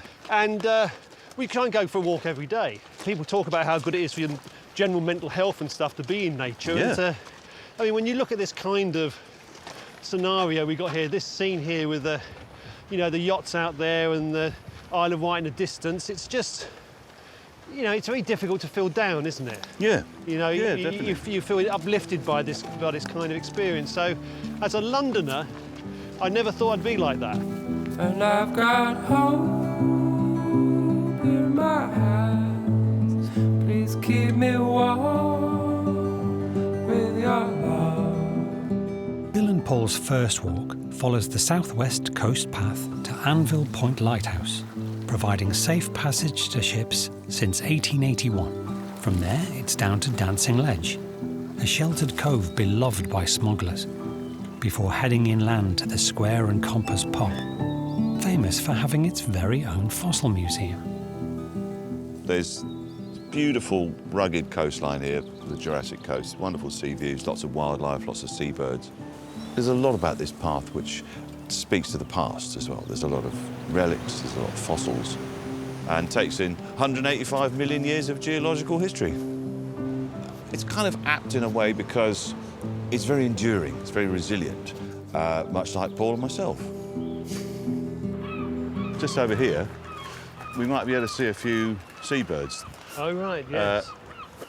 So down there, on those cliffs, there's these guillemots and razorbills nesting. If you see down there, there's a kind of raft of birds all bobbing about on the sea. Yeah. Now, those are all guillemots. Right. And they're sort of like stubby little wings and a white belly. And they're diving birds as well. The flying looks always like an act of desperation. Yes. Like, yes. we'll just get going. We've just got to get to the cliff. We're not going to make it. We're not going to make it. I wouldn't have thought that there would be sort of difference of intelligence, but of course there is, isn't there, in birds? I mean, ravens and crows are particularly clever. Ravens are hilarious. Ravens will fly upside down just for a laugh. Will they? Yeah. They do a thing called tumbling, where they pretend to fall out of the air, and then they just kind of like style it out. But do you think they have a sense of fun, though? I think some birds do, definitely. Are there any animals you don't like? Do you know what? I didn't think there was an animal that I would dislike. You know, like I've even learned to love wasps. Is there anything you've taken against? Griffins. Really? Yeah, I'm glad they've died out. Couldn't stand the bastards. Yeah. Great, big, stupid-looking Oh, and birds. Centaurs as well. What are you, human, horse? Make your mind up. Make your mind up. No, I couldn't get on with them. Any sort of mythical creature, really. Mythical beasts. Oh, that's the best place for them to be. Mythical. Yeah. As far as I'm concerned. Unicorns are all right. Yeah? You know, but what's all going on with that? It's just a sort of horse showing off, isn't it? Yeah, exactly.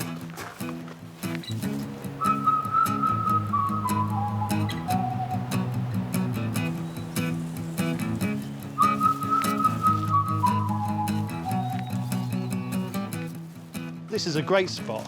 So if I lived somewhere near here, I'd be down here exactly on a day like this, doing exactly what we're doing. Yeah, exactly. You know, I think it's great. Paul started out in stand-up at the influential Comedy Store in London in the early 80s, before joining Have I Got News For You. He's now made almost 600 episodes. I've been doing Have I Got News For You since 1990, so it's 33 years. So I think people, if they see me, if they've seen me on that programme, they'll generally have the assumption that I'm a rather grumpy man who doesn't want to be asked about the news. This walk is a chance maybe for people to just see another side of me, other than the man that's always sitting next to somebody else. On this escapade, I'm walking next to someone else. And there's apparently puffins around here somewhere. They're quite a comical-looking bird, aren't they, puffins? They're beautiful. They've got this mournful demeanour, a slightly sort of melancholy aspect, which I favour very much in a bird. Particularly when they've got a mouthful of eels. Well, I mean, anybody would be melancholic with a mouthful of eels. I think there's an eagle, isn't there? There's a rare breed of eagle called the miserable bastard. It's got the most extraordinary expression. The miserable bastard eagle. Bastard eagle? Yeah, miserable, brackets. Yeah, just like... Yeah, that's him. They say it's a matter of time, 1,000 days and the sun won't shine before I come back to you. Paul retired from touring as a stand-up more than 20 years ago while still at the top of his game. And Bill is keen to find out why. The idea of stand-up is quite a solitary profession, and I find that. And this is something I read in your book, which I very much enjoyed, which you talked about the solitary nature of stand-up. And that's the sort of thing that kind of put you off it in a way. Yeah, I mean, when the early days of doing the Comedy Store, when it was quite a rough crowd and you felt a real sense of achievement if you got through your 20 minutes. But there is a kind of loneliness to it. In fact, the last time I did a stand-up tour was about 25 years ago, 1999.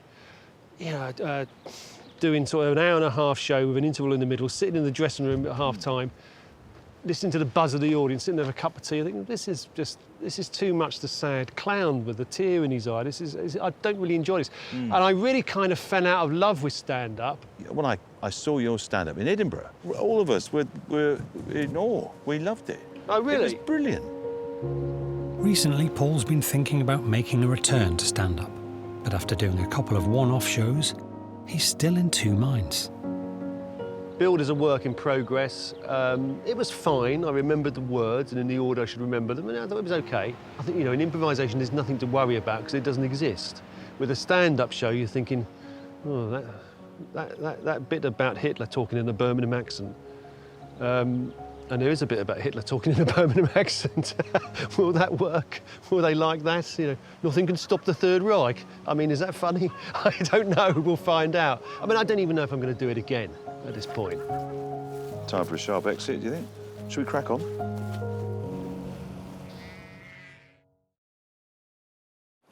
If I don't have you, love, then I don't have no love. Oh, this is better. Oh, this is fine. OK. This is good. This is nice, isn't it? Comedians Bill Bailey and Paul Merton are halfway through their first pub walk along the Jurassic Coast in Dorset. This is the so-called dancing ledge. Right. Now, this whole area here was all mines and quarries. Yes. And people do all kinds of things down here. They do like abseiling off these rocks and climbing and everything like that. Yeah. We won't be doing any of that. No. This whole coast here used to be prone to a lot of smuggling. And the reason for that was, and this might be interesting, and that is that around about that time we were at war pretty much constantly. Usually with the French, Dutch, probably, or anyone. And so during that time, they raised a lot of money with taxes. So all the taxes went up on luxury goods, lace and spice and tea and all those kind of things. So obviously there was a great incentive to get it a lot cheaper. And so they would bring it in off this ledge here. Right. So luxury goods were much cheaper on the continent than they were here? Yeah, absolutely, yeah. Does it start to sound familiar? Yes. It starts to sound very familiar. Yeah. I see the light in your eyes like the stars. Oh, I don't have a choice. Dancing Ledge is a natural shelf of flat rock jutting into the sea. The cove was once the site of extensive quarrying of Perbeck stone. I don't want to get any nearer than this, really. This one, right, OK. Yeah, so this is... So basically, that's the edge there. So I see, yeah. It's quite a sheer drop-off as well, so it's a bit treacherous. So right. But that's why it's called the Dancing Ledge, because the waves kind of ripple across it, and I suppose with a bit of a poetic imagination, you can imagine give the illusion of it moving. The illusion of it moving, yeah, that's right. If you've had enough cider or something, you go, here, that bloody ledge is dancing, isn't it? Is it? Well, you reckon it is. So that's it. And this is where they would do a lot of the landing. So all the sort of illegal land, the smuggling would happen here and all kinds of nefarious activity. Let's have a wander over here. Before deciding to try and make it as a comedian in the early 80s, Paul had a desk job in the civil service for several years. When you're starting out, did you have a kind of a sort of set amount of time that you were going to apply to it? What I thought was, I'll give myself 5 years. I'll treat it like a 5-year apprenticeship. And I reckoned that after 5 years, I'd be in a position to say, OK, this is working really well, or I'm not going anywhere with this, and maybe I'll go back to join the civil service or something, And as it turned out, I started in April 82, and in February 87, 2 months before the deadline, I got a Channel 4 show, which was basically hosting a sketch show that ran for 10 episodes. That was my first big TV thing. When I wake up on a Monday morning and I don't have to work in the civil service, I can already consider the week has got off to a fantastic start. On a day like this, you'd be looking out the window thinking, what am I doing here? Nothing wrong with the civil service, but me and the civil service were not compatible. It's just nice taking a moment, isn't it, really? Yeah, it's lovely.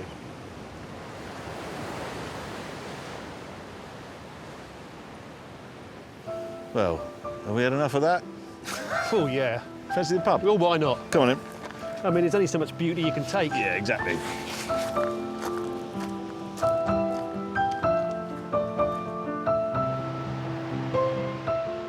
Paul grew up in the suburbs of London. His mum Mary was a nurse, and his dad Albert was a tube driver. My passion for comedy as a shy young boy, the biggest influence was going to a circus when I was about 4 or 5 and seeing the clowns. And I just hadn't seen adults like this. Adults usually said things like, put that down, don't do that, sit there. And suddenly they're running around throwing sausages at each other. And hearing 2,000 people laughing at these clowns, it was at that moment where I just said, I want to be part of the machinery that creates that effect. Even if I'm just a boy that runs on and hands a clown a bucket of whitewash. Oh, that would have been heaven, you know? I can scarcely believe that I actually did comedy so young. So how old were you? I was 18, when I started it. I've just been a kid. I was like a kid. When you're younger, you're immortal. Yeah. You know, you don't have any fear. Yeah, you feel you're invincible, don't you? That's You're it. like, you know. Yeah. That sort of sheer chutzpah. Yeah. Leaving Dancing Ledge behind them, Bill and Paul turn inland 2 miles to the Square and Compass pub, one of the country's most unusual hostelries, which draws visitors from all around the world.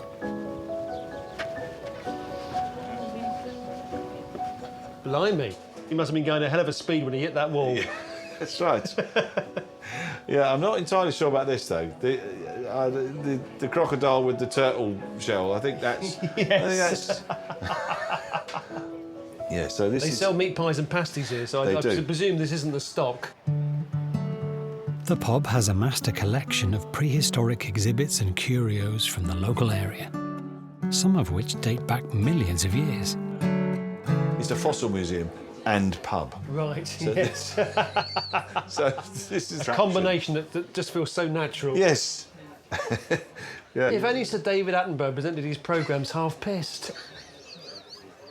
And here we have what's it called? He's got his arm around a kangaroo. You're my best mate, you are. Best mate. Bloody love you. Hello, Charlie. Charlie, I'm, that's right. yeah, Nice I'm the to meet owner. you. Of, Hi, Charlie, I'm Paul. Hi, Paul. How you Yeah, doing? good evening. Good evening. Are you responsible for this? Is this your idea? My dad started the collection 60, 70 years ago. So we've got crocodiles, turtles, pterosaurs, we've got terrestrial dinosaurs, we've got marine dinosaurs. This crocodile was swimming under the pub 130 million years ago, so he's a local.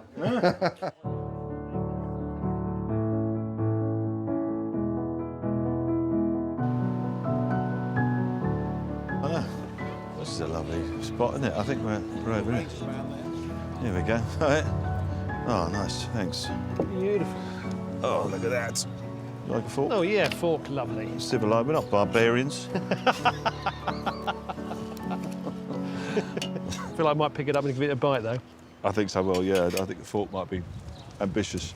Seeing Charlie's strange collection of prehistoric fossils has got Bill thinking about what will remain of him and Paul long after they're gone. How do you see your own legacy? I think the best way to guarantee that people are going to look at your stuff in 100 years' time is star in a topical news quiz for 33 years. Yeah, there's not many better ways.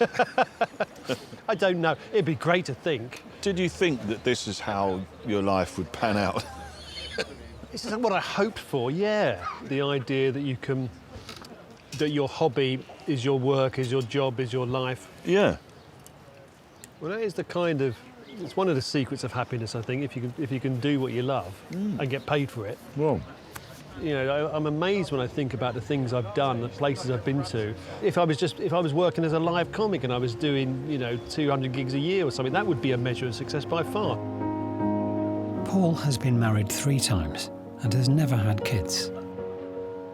One way that people can think of legacy is that they have children, and they can say, my nose lives on in this child. Having kids, of course, is a basic human need. But it's one I don't feel. I think I just suppressed it at an early age because I wanted my career to take off. You have to prioritise other things when there are other people in your life. When you're just yourself, it doesn't matter if you're living on fish paste sandwiches, as I was, 21p a jar. I mean, I don't know, maybe if my career hadn't been successful, maybe if I hadn't got anywhere, maybe I would have thought, oh, maybe I should have had kids. But I've never genuinely had that thought. And I like children, but I like it when they go away at the end of the day, All right, well, anyway, cheers, Yes, Paul. cheers. Yes, And as cheers, Charlie Bill. would say, is to follow in your passions. Yes, indeed. Absolutely. Absolutely. And actually, you mentioned going to Chapman's Pool. Right. Where all these fossils are. Yeah, yeah. Which is where we are heading now. Oh, fantastic. Get the Hopefully pasty some down. of them will be older than this Cornish pasty.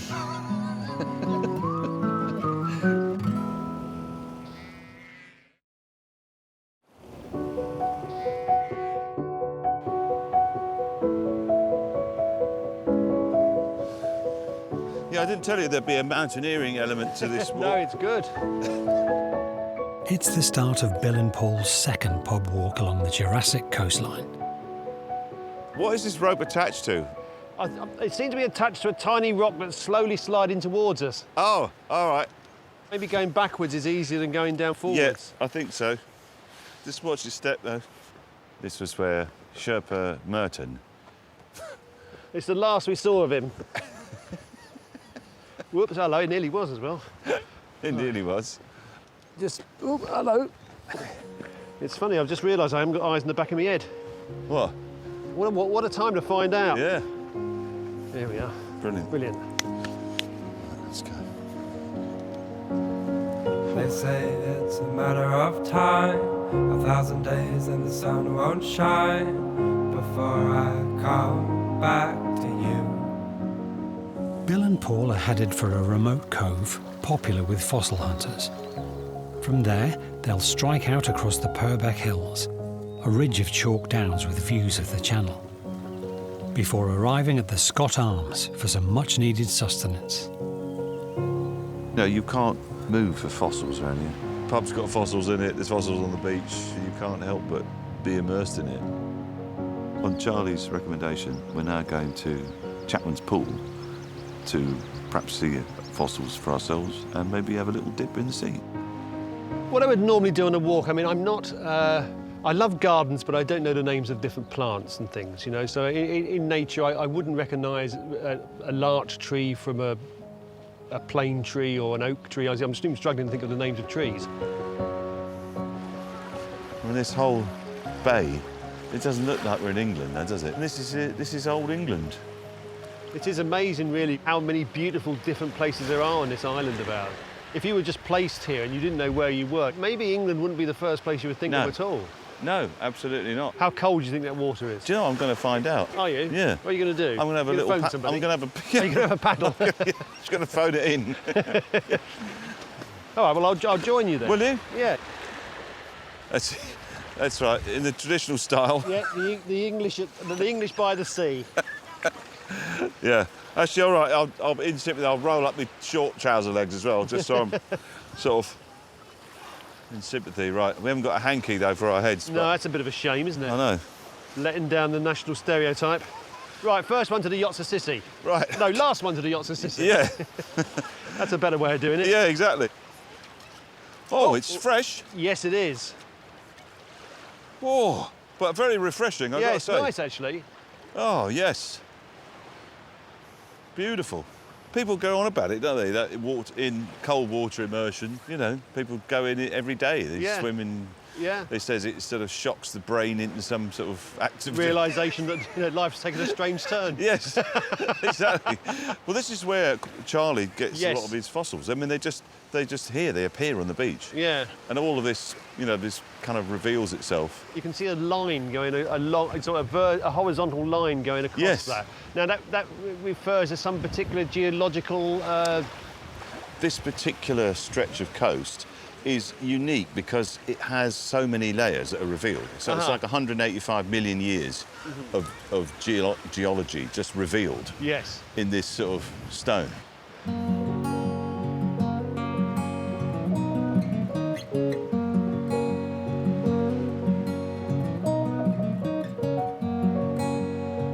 The fossil cove was formed out of sedimentary deposits, made from the remains of long-dead creatures from the Jurassic Age.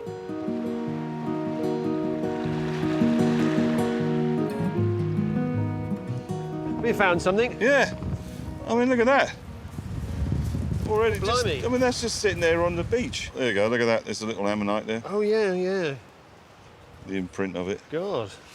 And then, look at it, it's So actually... how has that ended up as a fossil? How has that ended up in this stone? Well, because all of this, this is my understanding of it, was this was all a tropical sea.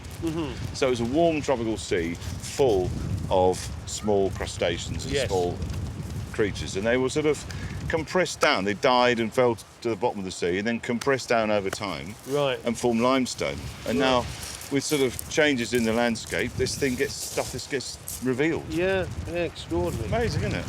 I feel like I want to skim a stone, but I'm worried it might be a dinosaur tooth. Probably the fastest it's moved in years. Give it a go. Yeah, all right. Oh, very good. Well, that was about good. 6. That was a 6er. Let's see if I can find one. Hold on. Oh, for goodness sake. Got the I angle. haven't done that for years. The angle was was all too wrong. steep, wasn't it? You went straight in. Yeah. All right, let's give it one more go, because otherwise it's just embarrassing. 5. No, Actually, I don't know. I mean, I probably can't. Oh, that's yeah, good. there we are. That's it. Brilliant. I'll settle for that. It's not going to get any better.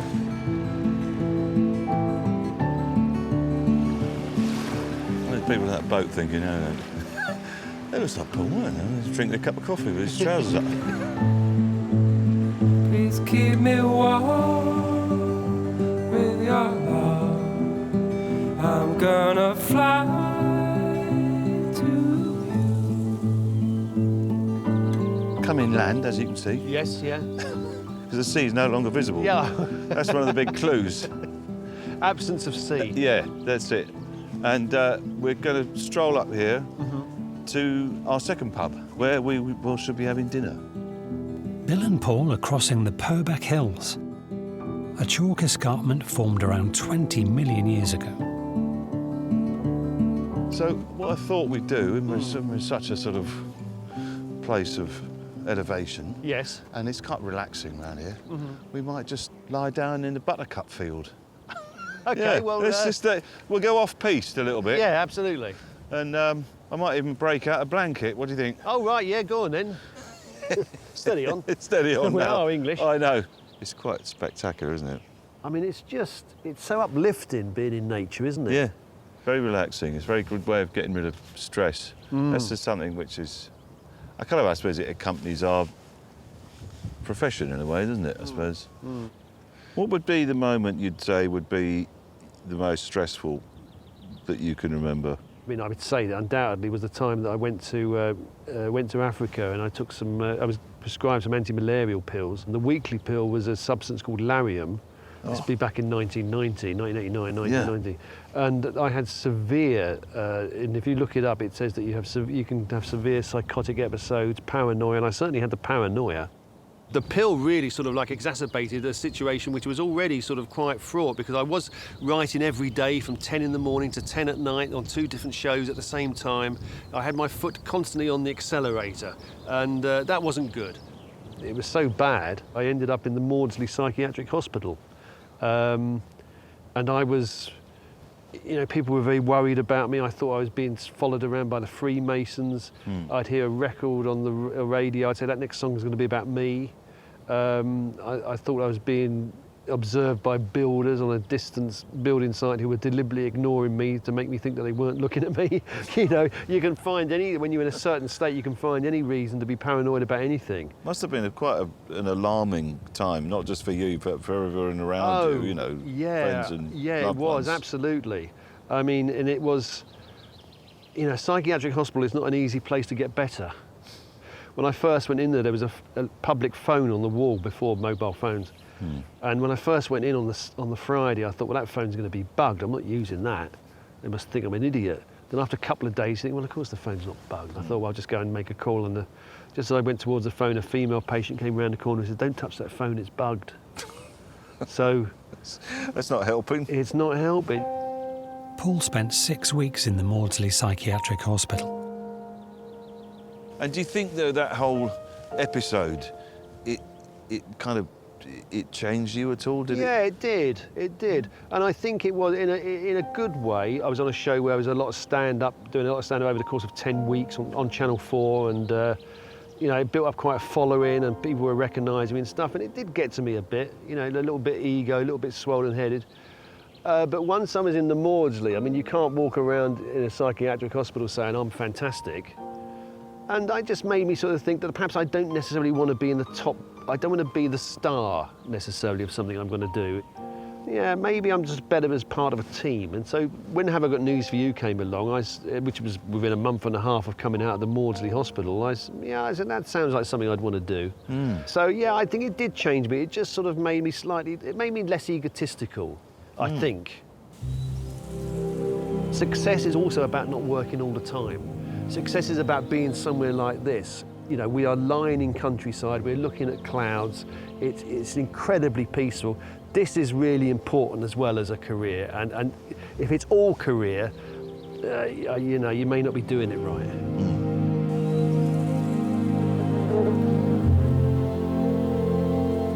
Paul's time in the Maudsley was a turning point, marking the beginning of his move away from stand-up comedy.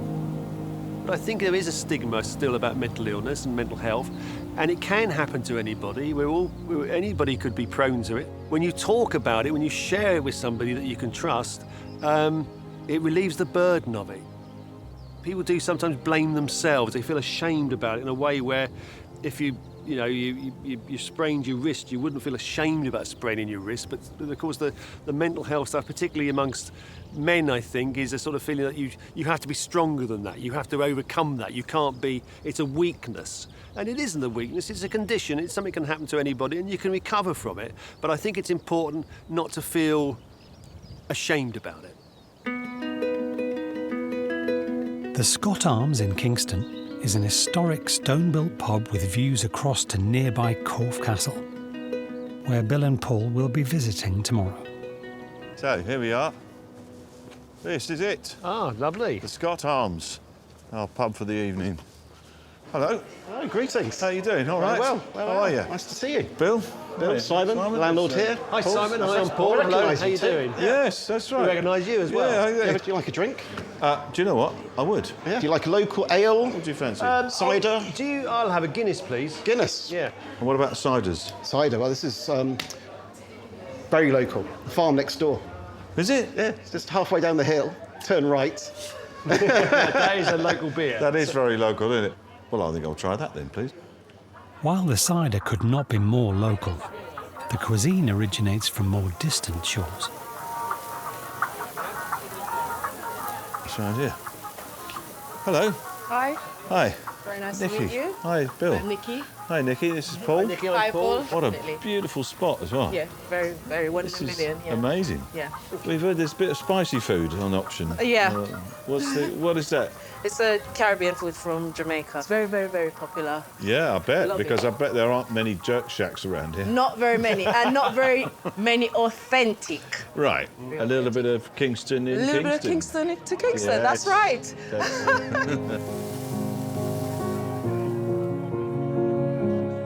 Rice is delicious. Oh, yeah. That's proper. It's been a day of unexpected delights. You're very kind. Oh. I thought we were going to keep that to ourselves. Well, you know, I think that's... Cheers. Yes, Paul. cheers again. What a lovely day. Cheers. Yeah, well, thank you. And thank you. And no, thank you. No. No, thank you. Absolutely, no, thank you. And that is where we're headed tomorrow. What, the end of the beer garden? End of the beer garden, We might as well stay here then. Yeah, exactly. No point in going home. Oh, that's my taxi. That's good timing. Yeah, well, he's been out there for the last 2 hours waiting for my cue. So meet me in the morning sun.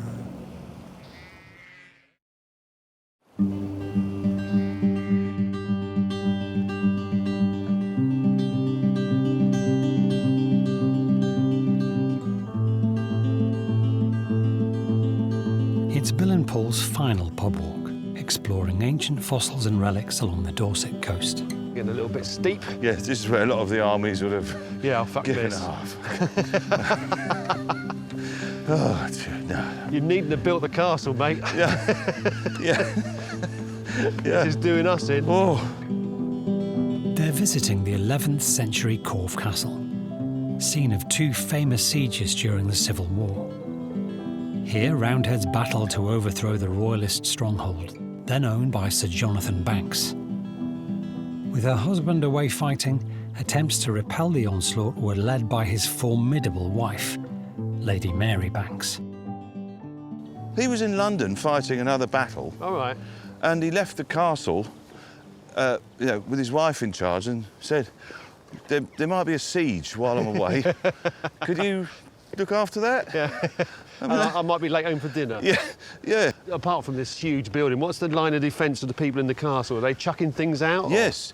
Well, what they did was they chucked... I mean, there was the usual things. They chucked out, vats of oil, boiling oil, and they would throw out human excrement. Yeah, I suppose there'd be quite a bit of that if there was an attack coming. Yeah. We seem to have a lot more of this. We're going to need more buckets if this war's going on much longer. You say, I'm sorry. Look, I'm all for the cause and everything, but yes. I'm not. Up to a point. Yeah, I can't go home looking like this. I'm generally not one for looking around castles. It helps enormously if you've got a guide such as Bill who's enthusiastic about these things. I mean, my idea of going to a castle is that. But once somebody's engaged in the history, and then they can engage you, and therefore you can get a little bit of the feel of what it must have been like, as an opposing soldier going up that hill in armour, as somebody's chucking hot oil at you. I've had gigs like that.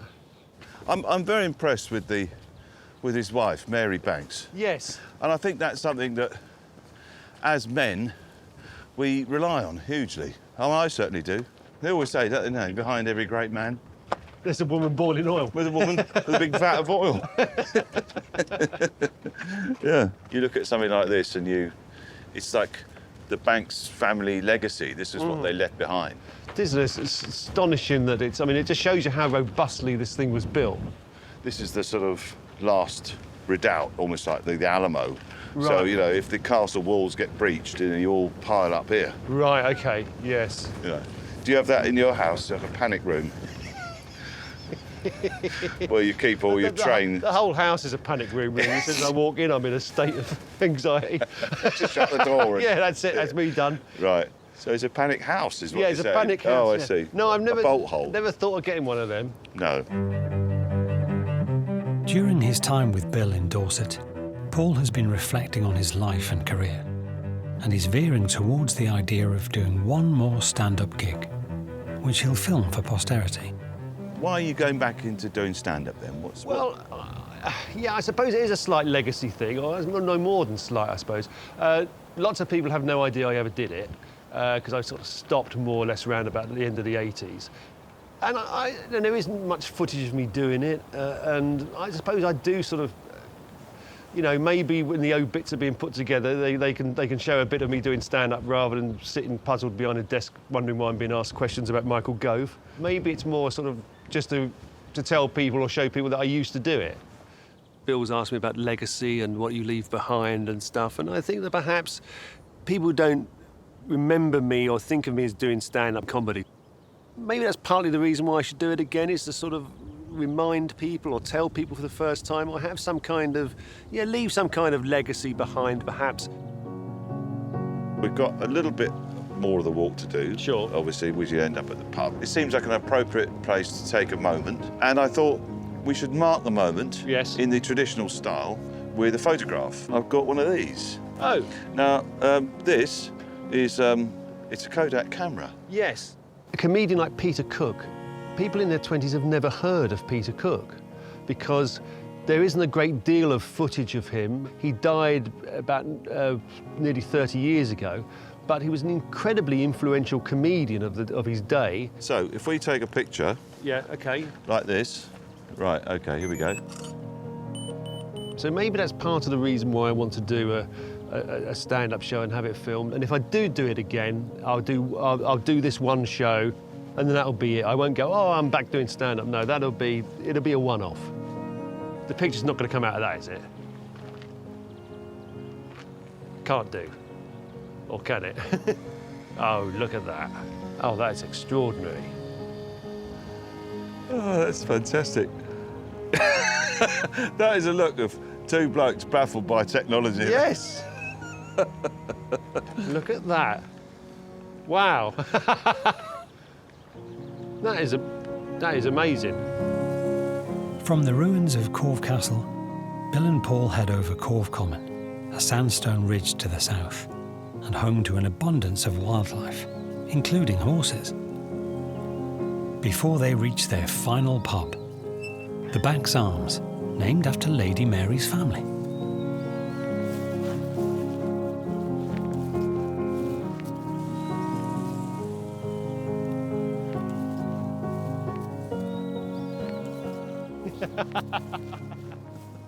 Oh, Jesus, right, there's a horse. Oh, look. Hello. Look at this scene. That is lovely, isn't it? It's like something out of the Wild West. Yeah, yeah. They're obviously slightly aware of us, slightly wary, but I suppose the need to drink has overcome their shyness, perhaps. They're beautiful creatures, aren't they? Are we safe to approach them, do you think? I don't know. I don't know what the protocol is. They seem friendly. Hello. There's another one coming, look. Oh, look. So clearly the sort of the watering hole. I know. For a hot day like this. It's completely blown that whole lead a horse to water saying, isn't it? Yes. These are probably horses that don't belong to anybody. They're just No, they're just wild horses, yeah, on the heath, yeah. Trouble is the pub's that way. Is it? Yeah. Oh, blimey. We could get there quicker if we got on the back of one of them. Well, so we'll skirt seeing around them having a drink makes me want to have a drink myself. Yes, exactly. So I'll follow you. I'll just skirt around them gently. Yeah, OK. It's almost time for Bill and Paul to leave Dorset and return to the real world. But not before one final pint. There you go, sir. Oh, thank you so much. Oh, Right, brilliant. There you go. Excellent. Oh, nice and cold. I know, yeah. Well, cheers. Well, cheers, yes, I think like absolutely. a cold drink at the end of a long, hot day. Exactly. Yeah. Oh, yes. It's been great spending time with you, and well, you know. I mean, here, you know, equally, I would say the same. You know, it is great time. It's great spending time with me. Yes, it is. I'm fantastic. You're marvellous. You're one of the most marvellous people I've ever lived. That's right. I read that somewhere. Yeah, it's in my autobiography. Oh, right, yeah, that's right. That was the sort of subtitle of the... Yeah, yes. One of the most marvellous people ever marvellous people that ever lived. Genuinely, it's been a great few days, and also good luck with the stand-up. Oh, well, thank you. Yes, I mean, I sort of feel Cheers. as if I'm. Thank you. Cheers. I feel as if I'm obliged to do it now. That Yeah, well, I've been that's going on it. about it for so long. Yeah. Spending a few days with Paul has been great fun. He's just really good company. Bloody marvellous. Yeah, it's wonderful, isn't it? I can remember when this was all factories. So, it's a part of the world he wasn't that familiar with, but he seems to be completely entranced by it, which is great. This is what you want. I mean, you want people to, whenever I take people on a walk, you want them to love it, and I think that he has loved it. So I'd say job done. Bill showed me some marvellous things, fossils, very old castles. I don't know what he's hinting at, simply because I'm older than he is. It's been historical and hysterical. It's been great fun. To be able to come to somewhere like this, to be in nature, to be surrounded by beauty, it's incredibly calming and soothing, and it gives you a natural high. What would you like to be remembered for? What I'd like my legacy to be, I suppose you'd look at a body of work and hope that that would be what you're remembered for, and hopefully I won't be remembered as that bloke that looked a bit like one of the hairy bikers. That would be great.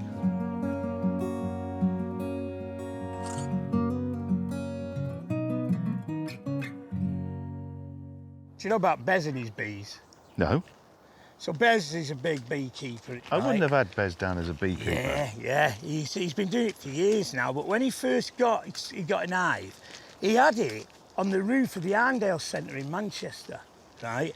Bez being Bez, he had to have the hardest, you know, most mad bees that you could the get. lairiest bees you could get. Yeah, Right. and they escaped out of his beehive on the roof of the Arndale Centre in Manchester, and it was The next day on the front page of the Manchester, it has swarm of bees down Market Street, you know, stinging and going. So it was his bees. Bez's bees. Bez's bees. Oh, let's run away and not know where we are going to. Let's go far today and it's all gonna be wonderful. Men of a certain vintage. No! Now, I'm not usually a proponent of stair lifts in nature, but these stairs are made for it. Are not very good at talking. Yes! In your face! Well, talking about the big personal stuff at any rate. The male will get a load of weed. Weed? Weed, yeah. What, 20 bag?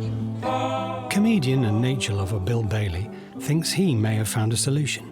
The walking's good for the brain? Apparently. The reason I love rambling, just spending time with another bloke, there's a kind of an intimacy to that. You can talk about anything, everything. You find out sometimes unexpected things about people. I mean, I had my first panic attack at 53. It's a bit of a stormy sea inside, and I quite know how to calm it down. Get to a certain point in life when getting out of bed is something you've got to build up to.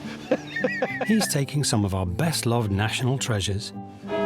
Use a 10. On some spectacular country pub walks. I was hoping that this would be less adventurous.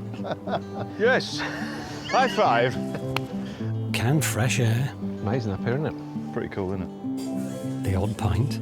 Just going to neck it. All right, mate. Cheers, Trev. Cheers, Ken. And some good old-fashioned messing about. Oh! It's a little shrine to rambling. Shrine to rambling. Finally get men talking. We were talking about ADHD. It's like having a box of frogs in my head. Standing in a puddle miles from home in the pissing rain. But this will help with your mental health. It will. I can remember when this was all factories. Today, Bill is taking Manchester music legend Shaun Ryder walking around Somerset. Hey, Shaun. Bill, dear boy. How are you? I'm fine. After a life of rock and roll excess, Shaun is now trying to stay straight. I see you got your stick with you. Yeah, that's a false hip, innit? Hip replacement. Yeah. This one's bone on bone. He is rock and roll survivor. He partied very hard, but it came at a price. As Shaun's about to return to the music industry with a new band, the Mantra of the Cosmos, Bill's trying to give Shaun some tools to help him cope with the temptations and demands of life back in rock and roll. Being in this kind of environment, I find a great buzz. I'm really interested in pursuing natural highs, and I'd just be intrigued to see what Shaun makes of it, someone who's been through all kinds of chemical highs. Let's skedaddle. Yeah. Let's do one. We used to do quite a bit of walking. I still do a bit, but I can't do what I used to do. Yeah.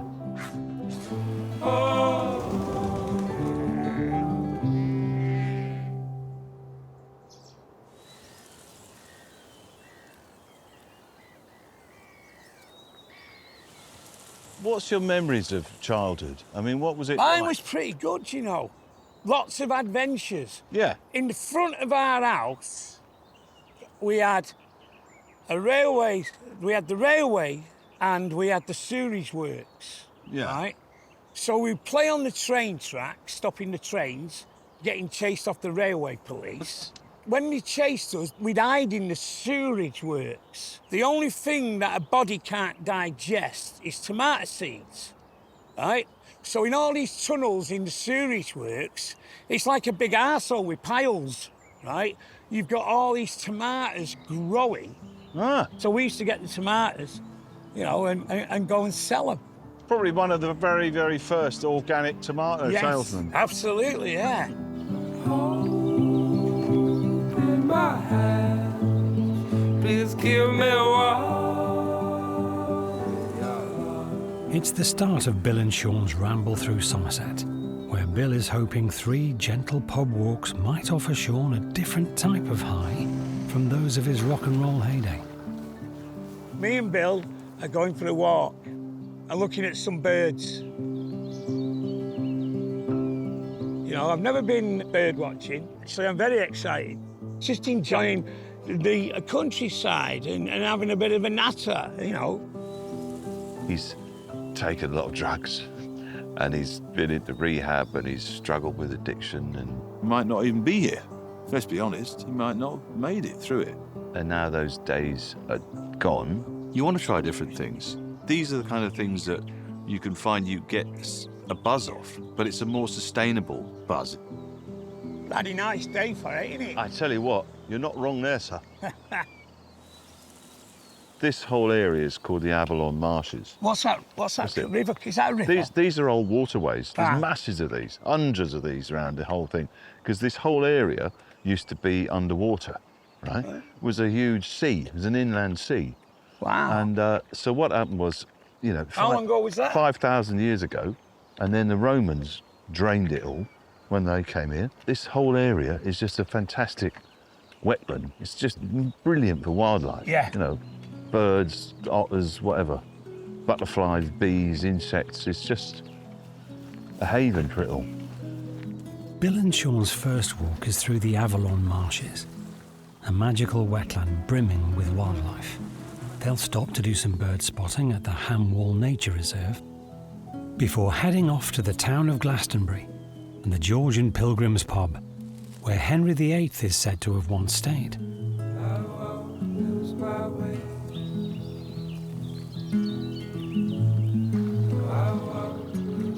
This is quite a personal set of walks to me because this is where I was born and raised, where we went on many family outings when I was a kid. So I've got a lot of memories about this place. And I'm just really excited that Shaun's along for the stroll. Glastonbury, the actual town of Glastonbury, has got the Tor, you know, that sort Yeah, of hill. yeah. That's a natural hill. It's not, when you look at it, it looks man-made. It doesn't look real. Yeah. But that was a natural island, and that would have been surrounded by water. Shaun fronted the Happy Mondays in the 1980s and 90s, along with his friend Mark Bez Berry. The band defined the Manchester music sound before imploding amid infighting and heavy drug use. I loved Shaun's music. There's a kind of joyousness to it, a hedonistic, glorious abandon to it, which kind of encapsulated that whole Manchester era.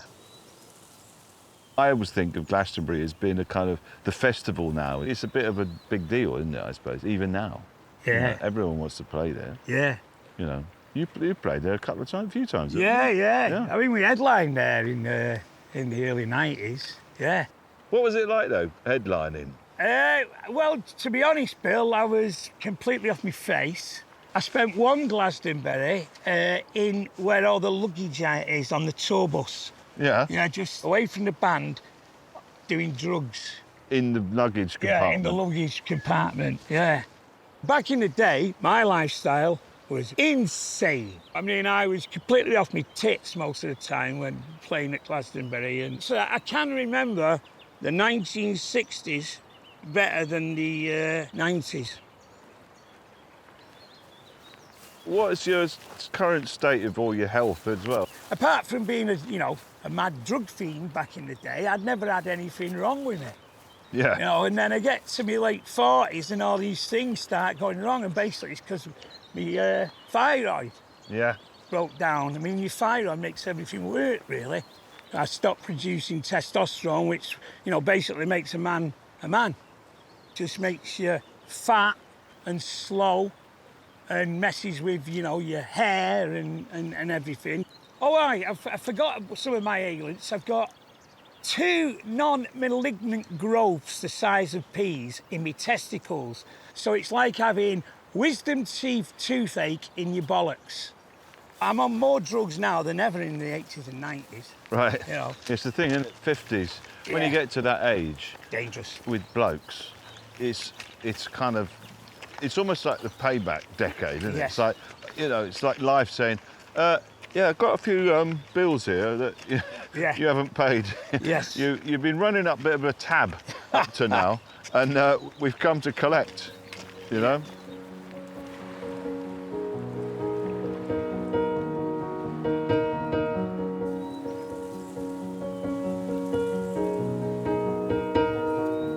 So this is a little bird hide down here.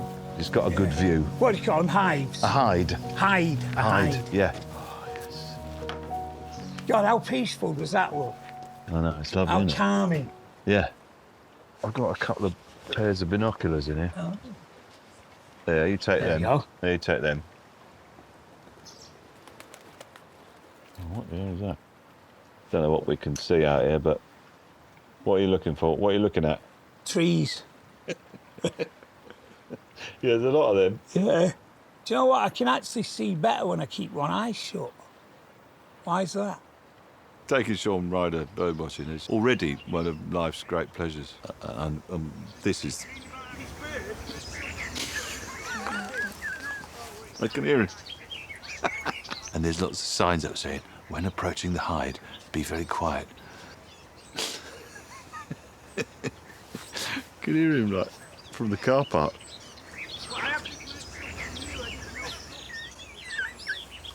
Is this a bit of a new experience, Shaun? This, where we are now, sat on a hide, with, Yeah. you know, this is totally new experience because all my sort of relaxing stuff, you know, involved substance abuse. Was chemically induced. Yeah. Yeah. I was an heroin addict from 18 years old to 40. When I discovered heroin, it made me feel normal, but it also blocks all your emotions. So when I did stop it, you know, I had, you know, lots of family members' deaths to deal with and friends' deaths and stuff like that, which all sort of hit you. You don't grow, really, so when you get off it, you know, you revert back, I revert back to being emotionally an 18-year-old. You know, I mean, when I sort of got myself straight, it was like, you know, almost PTSD from it all. Yeah. And it freaked me out, you know. I mean, I had my first panic attack at 53. As I'm going in the hotel, I can't breathe.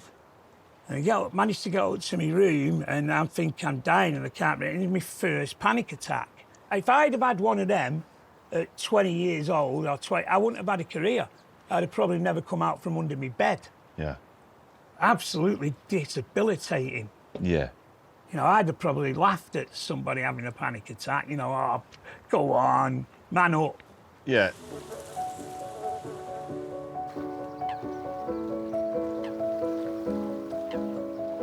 Oh, hang on, there's something. Do you know what, Shaun? There's Yeah. a couple of grebes. Grebes? Grebes, yeah. It's my granddad. He always wanted to see one. That was it. He said, once we've seen a grebe, we can go to the pub. Ha! I bet your granddad had a couple of grebes stashed somewhere. He had them in the back of the car, just released them. Yeah. Oh, there's one. Do you know what they do when they're mating? Yeah. The male will get a load of weed. Weed? Weed, yeah. What, 20 bag? Not... For his bird? He'll get a 20 bag for his bird. And get smashed. Absolutely mashed. I mean, he enjoyed it, you know. I mean, there's one bird that can hold its breath for a bleeding long time, you know. For a long time, I didn't even know that birds could hold the breath. And of course, I mean, it does, you know, being one with nature makes one feel quite nice. Oh, is that grebe? You're right, yeah. It's a grebe, yeah. That's it, so it's time for the pub. Yeah. See the grebe? We know where that grebe stash is. Yeah.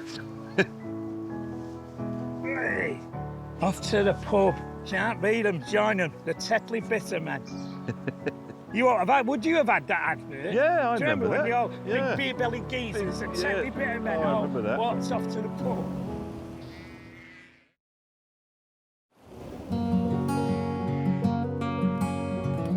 Oh, look, the Glastonbury experience. Imagination, transformation, inspiration. Fantastic. Comedian Bill Bailey and music legend Shaun Ryder have arrived in Glastonbury on their first pub walk in Somerset. Oh, look, there we go. Ancient Egypt, Stone Age. There's got to be UFOs in here somewhere. Cataclysm. Oh, yeah. Runic lore and legend. Magic and the power of the goddess. Yeah. Is that somebody who's pussy whipped? Yeah, sounds like it. So this is this pub here. We're going to have a look in here. This is the George and Pilgrims Inn. The Grade 1 listed George and Pilgrims was built in the late 15th century and boasts a famous former guest. Oh, look at that floor. It's beautiful, that, isn't it? Beautiful. Probably it's a lovely old spot. Built in the 1400s? 1400s. The oldest public house in the southwest. Bloody hell. It was in this room. King Henry VIII stayed. Oh, Henry VIII stayed here. What, in here? In this place here, in this pub. Oh. Trezzy drink? I certainly do. All right then. I certainly do, Bill. Step this way. Yeah. It says in the little cabinet of information here that Henry VIII apparently stayed. stayed here. Did he? During the disillusionment of the monasteries, Yeah. he was supposed to come here, tried the last abbot and his monk, tried them for high treason and embezzlement, and then hung, jawed and quartered them. Any other famous guests? Charlie Chaplin Charlie stayed here in the Chaplin. 20s. Ah, We've had David Bowie stay over. Yeah. And Sean Connery stayed here, and he was asked to leave because his dress code wasn't proper. Oh, right. Right. Okay. Yeah. What was wrong? What was his... He was in jeans instead of trousers. Yeah. Chucked Sean Connery out. Too right. Do you want to come up and have a look? Yeah. Yeah, let's go and see it. So this is the room that Henry VIII stayed in. No You know smoking. what? This looks very much like the room I stayed in. No, Sorry, shit, what? because That's it mental. did. We had a bed like this. One time in the early 90s, we do in Glastonbury, and Yes. it's absolutely throwing down. It turned into a mud city. Yeah. You know, I'm only young myself. Right. I'd picked up this gorgeous-looking girl Yes. at Top of the Pops, and I took her along to Glastonbury. Right. And it's shit mud city there, isn't it? So... Horrible. You know, I got a bit pissed off and I thought, right, come on, let's do one. And we managed to get in an hotel with a bed like this, in a room very much like this. You could have been in Henry VIII's bedroom. Yes, I could have been at it, shagging, Yeah. in Henry VIII's bed. You Well, no, you can bastard. now add that to the I can, the list yeah. of, you know, Famous people. famous people that say, yeah. Yeah, I'm getting rather Lovely guys. excited thinking about my younger days. Oh, I'm sure you are. This pub has got a lot of stories, a lot of mythology attached to it. And now it turns out this may have been the place where Shaun Ryder spent 2 days, in that very room. So it's definitely added to the mythology of the place that's coming here. It has crossed my mind that these walks will be just the kind of list of, we're ticking off Shaun Ryder's sexual conquests. Back in the day, the priests and the monks was the footballers and the rock and roll stars of the day. And even, you know, though, you know, he wasn't allowed to even have a girlfriend, he was definitely bringing women back here. You know what they're like, them monks, aren't they, you know, with the chicks.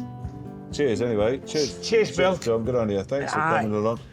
One of the things I really liked about your book was the fact you said you were a reluctant rock star in many ways. Well, what I really loved, right, was making the music, writing it, Yeah. getting tunes together, being in a rehearsal place, you know, or a place where we're making music. Yeah. When it came to walking up on a stage, I didn't come alive. I crumbled. I was really self-conscious. And the way that I did come alive was just by sticking lots more drugs down my neck. So what's it like now performing? Well, it's better. Do you know what? Like I said, I mean, my body might be falling to bits, but mentally, I'm better than ever. And the biggest help with that for me was my wife. I probably wouldn't be alive if it wasn't through Joanne. Yeah. You know, I'd been in and out of rehab a number of times. Having gone through that, now you get a better kind of buzz off it in a way, performing. Than you ever did. Than you ever did. Yeah, absolutely. Yeah. Let's cheers to that, I say. Cheers, Bill. Yeah. It's good to hear. Yeah. And I think we ought to say cheers to our wives who have kept us on the straight. Well, yes, absolutely. All right, I've got a bit of a treat for you. Go on. I've arranged for us to go and visit the Glastonbury Festival site. We can have a little look round, see what it's like. Yeah. Behind the scenes. Right. Before the festival kicks off. Yeah, before they all get there. Before it all gets there, yeah. But before leaving Glastonbury town for the festival site, there's one more stop to make. Up here, here's where these two springs are. This one apparently has got healing properties. Oh, looks So- like a posh methadone clinic, Bill. So you see the red deposit there? Yeah. That's got more iron in it. Right. So that's why that's called the red spring. This one's the white one because it's got calcite in it. And you can see loads of people come here. Yeah. Fill up the bottles there. Lots of barefooted people. Lots of come here, Bill. barefooted people with very sort of floaty floral dresses. Yeah. We should go and find the shop and get ourselves a floral dress. Yeah, I can see yourselves in that. Are you filled up? I'm just going to try some. That's quite good. I think there's more to water than just water. I mean, water has a memory. We are something like 80% water with an electrical current. I just think that there's a lot of learning, there's a lot of science going on about water. If this genuinely does have healing properties... Could heal the brain and heal the mind for me. And then sort me back out of my arthritis. Yeah. And my alopecia. And my thyroid. Sort it all out, water. Yeah, there's a lot of heavy lifting going on here. Get to work, water. Heal me. Hello. Here you come for a fill up. Yeah, good one. Today was just a day, and you dealt with it okay. But tomorrow is a boy who needs to run. You've seen it all before, and you've knocked on all the doors. But tomorrow is a funny looking one. It's 4 weeks before the Glastonbury Festival, where Shaun will be launching his new band. Bill's keen to show him it's possible to visit the site in a state of relative sobriety. Here we are, Shaun. Look at this. This is Glastonbury Festival, minus all of the thousands of people. All the people. Yeah. Hey! That's it. We're in the healing circle. Yes. I can feel the vibe. Can you feel the force? Ooh, ooh, ooh, ooh. Can you feel the force? Despite its appearance, the stone circle was actually built in 1992, 2 years after Shaun headlined with his band The Happy Mondays. What are your memories of this place, Shaun? My memories aren't really much. We have played here a few times, you know, with Mondays and Black Grape and Gorillas, and I've DJ'd here, but I just really, you know, can't remember it. Yeah. It's a real privilege to be here with someone like Shaun, you know, because he's someone who's played here many times, headlined here. I mean, he's already enshrined in, you know, Glastonbury lore and legend status as headlining on the pyramid stage, which is kind of what every artist on the planet wants to do, really. It's just a shame he can't remember any of his appearances here, because they were brilliant. You're going to be here this year, aren't you? Yeah. We're back here this year with our new band, Mantra of the Cosmos. Right. Which sounds a bit trippy. It does, Mantra of the Cosmos. So we're a bit trippy. I think I know where you're coming from. I'm glad you do. Yeah. So while we're here, I feel it seems like an appropriate place to see if you're up for a little bit of a sing-song, a bit of a jam. Oh, yes. Always. Yes, oh, yes. All right. Yeah. I have got a little app on my phone. Right. So there's a... Oh, very nice. If we do that song, I'm a Rambler, the Ewan McCall song. Yeah. And is E a good chord for you? E's great for me. I do like... You like an E, yeah? I like an E. Yeah, all right. Well, we'll stay on the E then.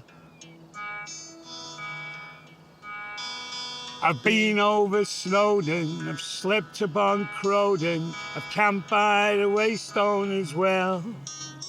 I've sunbathed on Kinder, been burnt to a cinder, and many more things I can tell.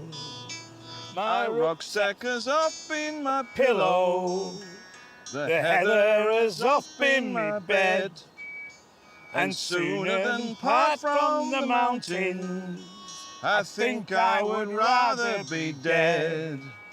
I'm a rambler from Manchester way. I get all my pleasure the Hardmollen way. I may be a wage slave on Monday, but I am a free man on Sunday. Way. Go on. Top one. Time for a sharp exit, do you think? Should we crack on? Hey. Jolly chops.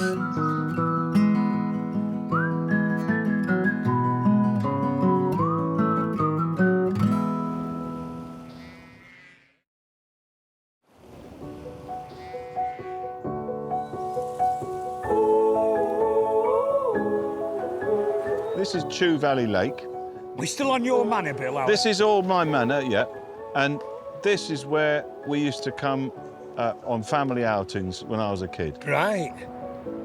Bill and Shaun are on their second pub walk in Somerset, where Bill is trying to help Shaun find a little peace and tranquility. They're walking around the spectacular Chew Valley Lake on the northeast edge of the Mendip Hills. From there they will head to the Pony Chew Valley, a gastropub renowned for its fine dining. So you're saying you had hens then? Yeah. We rescued them. Did you? Yeah, when we first got them, brought them home, it really was like they'd come out of a prison camp. You know, Right. They had no feathers, but I do try and talk in their language. Oh, yeah? Try.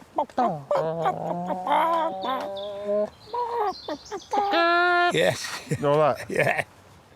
Anyone could have ever come past our back and heard me go talking to the ends. You're a bit of a soft touch, aren't you? You were talking about the fact you like to sponsor an animal. Well, yeah, I am, Bill. It's like, you know, you get these adverts on telly and it says sponsor £2 a month, the bear or this. Well, yeah. my £2 a month add up to about, you know, £800 a month for all these £2 a month. So I've got Eddie the polar bear, but then we've also got the mad bear that, you know, it's the one that in the cage who stands there like that. Yeah. You know. Lost its mind. Yeah. Reminds me of bears, that's why I sponsored it. Yeah. That one. But it's just... It's like that, yeah. But, you know, then I've got, obviously... What else? You know, that's it. We've got the whales and the dolphins. The dolphins, yeah. And the monkeys. Oh, the monkey sanctuary. So, yeah, you know, it's like, I'll do that. It's only £2 a month, but then, yeah, it works They all out, add you up know. there, don't they? Yeah, oh, yeah. Well over 8 ton a month.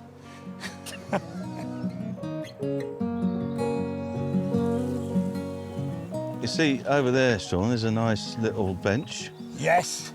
Where we could have a little stop and reflect. Yeah, bit of a powwow on Bit of a powwow, yeah, I reckon. On the country bench. Well, it's got a lovely aspect, isn't it? Look at that. Yes. And, you know, in the modern way, look, it's bolted to the ground. Bolted to the ground, so no young thug can run off So with no it. one could rob it. Yes. All right, here we go.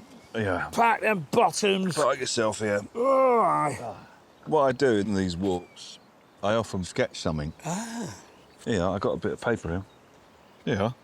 Right. There's your pencil. Yeah. See, have a go at the vista. Oh, look. Tiny Loch Ness monster. Yeah, I think it's probably a coot. Yes, is it? A coot. I might try and find something small I can draw. Oh, no, wait a minute. Oh, that is. Look at that. What is that? Two little beetles. I think these. See if I can get him to stay still long enough to draw him. After growing up in Salford in the 1970s, Shaun left school having never learned to read and write. When I was about 22, 23, something like that, my girlfriend at the time suggested that I sing the alphabet. She sang it, I copied her, and by crikey, I learnt the alphabet. That's a good drawing, that, Bill. It's a little beetle, isn't it? Yeah, that looks... It'll pass for a beetle. Absolutely. There's a certain spot in the alphabet where you get to, and it just goes mumbo-jumbo to me. But when I sing it, I'm on it. I've sort of made mine up, Bill. I'm putting on things that aren't really there.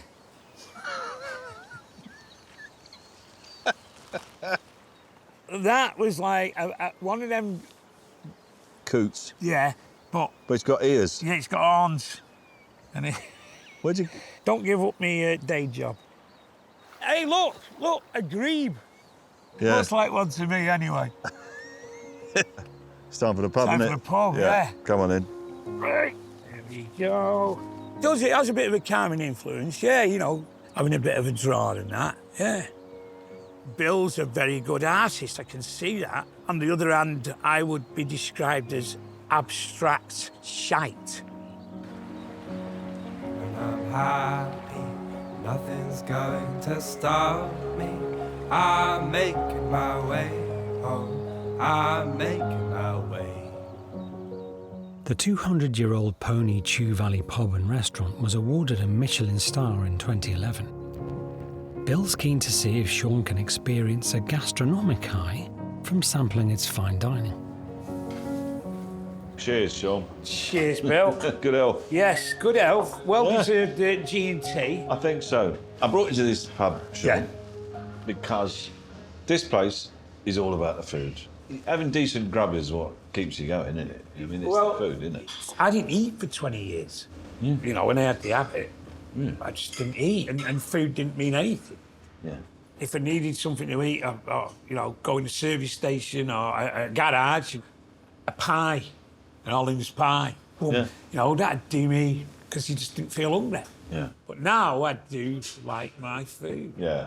Hi, Oh, hello. That's the garden salad. Yes. Oh, lovely, thank you. That's the lamb. Yeah, lovely. Trout. Oh, thank you. Oh, I'm going to get trout. Are you on the trout? Yes, I am. Any good? Delicious, actually.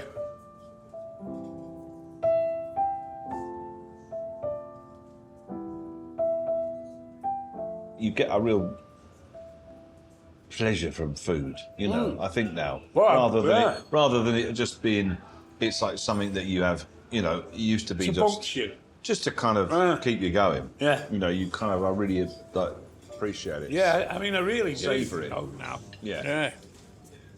I do like a bit of lamb. That's really good. I could eat that again. Yeah. Another trout for Mr. Ryder. Well, that's been a great day, Shaun. It's been a fantastic day, Bill. Loved it. Thanks. Thank for you. coming along. No, you're welcome. Very welcome. I've got one more walk to do tomorrow. Great. So, cheers, mate. Cheers, dude. On you. Pleasure. Brilliant.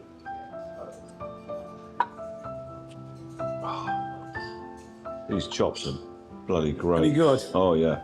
You look good. Mmm. Oh, that's what I like to see. A man pick up his chops and get into it. I'll get amongst it, Yeah.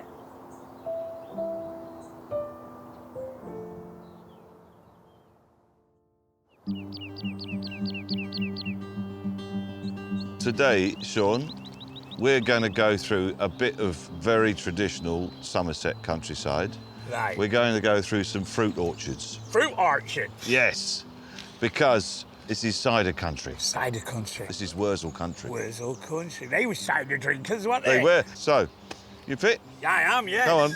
Fantastic. Let's go. We'll do it like we do a wine tasting, you know. You'll just take a little sip, and you then know. spit it out. And then have a palate cleanser or something. Palate cleanser. Yeah. Don't want to ruin it by swallowing it. No, exactly. Bill and Shaun's last walk begins through a giant apple orchard used to make local cider. From there, they head up to Ham Hill, site of an Iron Age fort and stone circle boasting spectacular views. They'll end up at the Prince of Wales pub, where Bill has laid on a cider tasting session.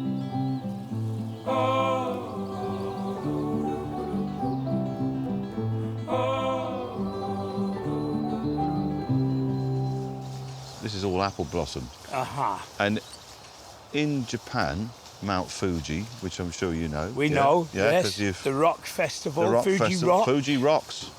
Every year, there's a huge amount of cherry blossom on Mount Fuji, and lots of Japanese people gather, and it's a traditional thing every spring, and they just spend time amongst the blossom. They kind of hang out there, meditate, and it's in line with that Buddhist philosophy, which is all life is transitory. So it's a kind of reminder of the fleeting nature of life. If we could just maybe just stand here, Yeah. take it all in. Do we make any sort of like hum sounds, or is that not? I think there's a bloke with a strimmer's doing that for us. There's a bloke with in a yellow coat coming for me. Hum. Right, That's so we annoying, stood isn't it? here. Right, okay, I'm just gonna just... Does one shut one's eyes or keep One them does, open? I think.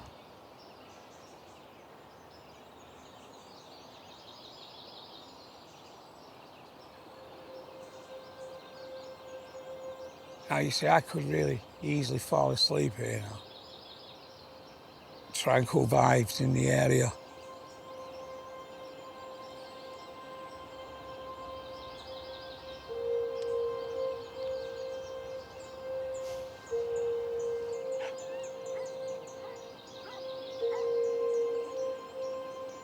total silence used to freak me out, you know. Did it? Yeah, yeah, and I never used to. I mean, for years, you know, I slept with the telly on, or there had to be a radio on. I couldn't deal with silence. Yeah. I never really had the patience for meditating, but now the older I'm getting, I'm willing to give everything a go. It's very tranquil. Spending time in nature, particularly amongst trees and particularly amongst blossom, it kind of induces a sense of peace and calm. So I just thought, maybe try it out on Shaun. And has it worked? Well, I don't know. I mean, can you hear him? I can't hear him. I think it's worked. He seems to be quite calm. So what do you think of that then, Shaun? It's nice, isn't it? Yeah, it's great. Look, you know, anything now, me, I'm game for anything, you know what I mean? Yeah. How do you try and just get a bit calm? Ritalin. All these walls, all these walls, all these walls. Did I below? Did I below? Did I below?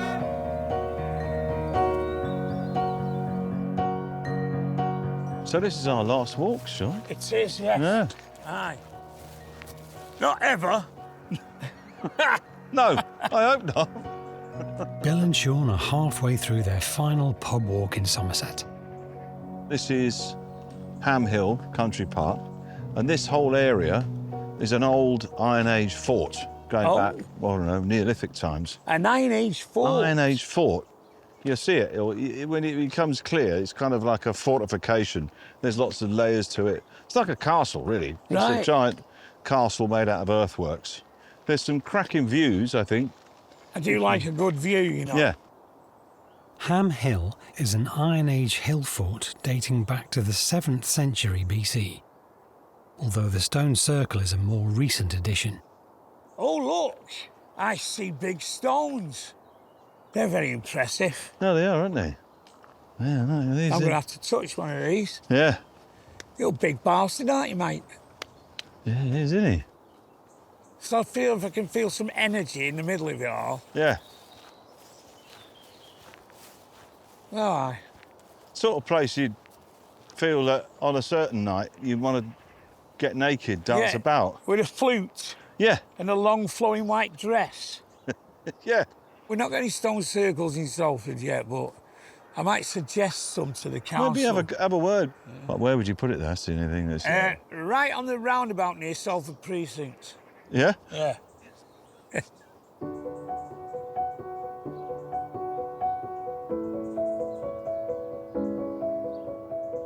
Shaun was recently diagnosed with ADHD, and Bill is keen to find out if there's any link between the condition and the self-destructive behaviour of his youth. You know, we were talking about ADHD and the fact that, you know... It's like having a box of frogs in my head. Is it? When did you get a diagnosis? At the age of 58. Hmm. But you manage to cope, you know, you just get through life and find ways of dealing with stuff. Yeah. I was always getting in trouble at school for stop fiddling. Yeah. When whatever I was fiddling with was took off me, I really didn't have a chance of retaining anything. I mean, one of the things with ADHD is a lot of self-loathing going on. Or you're not good enough, or you don't think anybody likes you. And, you know, so... When I got the diagnosis, all made sense. All the mad behaviour, the attraction to drink and drugs because they make you feel good, because with an ADHD brain, you don't make enough serotonin. Serotonin is the stuff that makes you feel good. I mean, obviously, it's like, you know, you said 20 years ago you knocked it on the head, all the gear. But there was a long time when you were just anaesthetised by it all. Yeah, and self-medicating because it made me feel normal. It stopped me fiddling. Yes. You know, to me, it helped me focus. Yeah. You know, so You know, it suited me. I wouldn't suggest anybody else ever who's got ADHD go and start trying heroin. No. You know. I got some mushrooms. Oh, right, any magic? Well, not the ones the Vikings took before No. they went into war. Right. They're not magic mushrooms. They're not psilocybin. Right. So they're not hallucinogenic. Okay. No, these are cordyceps. Oh. And these are... It's like spaghetti. Yeah, I know. They're meant to have all kinds of properties. Right, okay. And they're good for... arthritis? Arthritis, anti-fatigue, good for brain energy, good great. for your heart, anti-aging, staving off things like Alzheimer's and dementia. They've got a lot going on. Just try one, see what you think. I mean, they've got a slightly odd taste. Whoa. You know what I mean? It's got an unusual... Tastes like cold baked beans. They're nice. They're all right. Oh, yeah. Where'd you get them from, Bill? Yeah, just some bloke in the pub. Ha!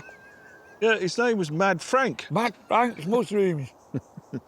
There would have been a time, and there was a time, when I would have taken the other version. Yeah. But now these days, you want a bit of something that's going to do you good. I will get some. Thanks, Bill. You're welcome. Yeah, mate. I made up with these. Yeah. Yeah. Bill. Yeah. Greaves. What does that mean? Means it's time for the pub, Shaun. Oh, yes. Come on then. I don't have like them greaves. Hey. It's almost time for Bill and Shaun to return to their normal lives. But not before one final stop. Back at the pub. Back at the pub. My favourite place. Although I do love the walking, Bill. Love Do you? it. Yes. No, Yes. I get that. I love it. It's been a blast, mate. And thanks for taking me rambling. Yeah. We've been a pair of wild rovers. For me as well, being a fan of you and your music, it's been a great honour. Oh, cheers, Bill. Governor, it really has.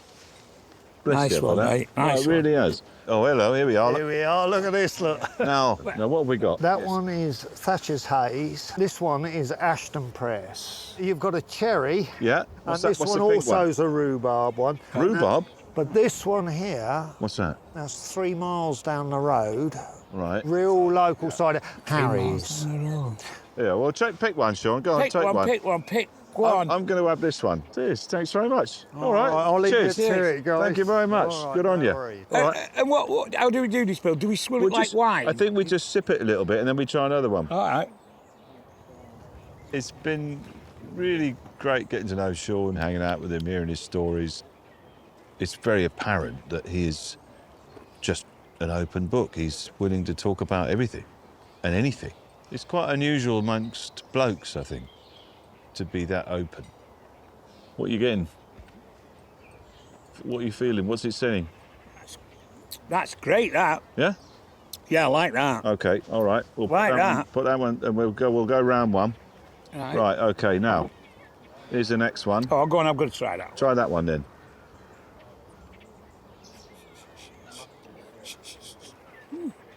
That's got a sort of pear flavour to it.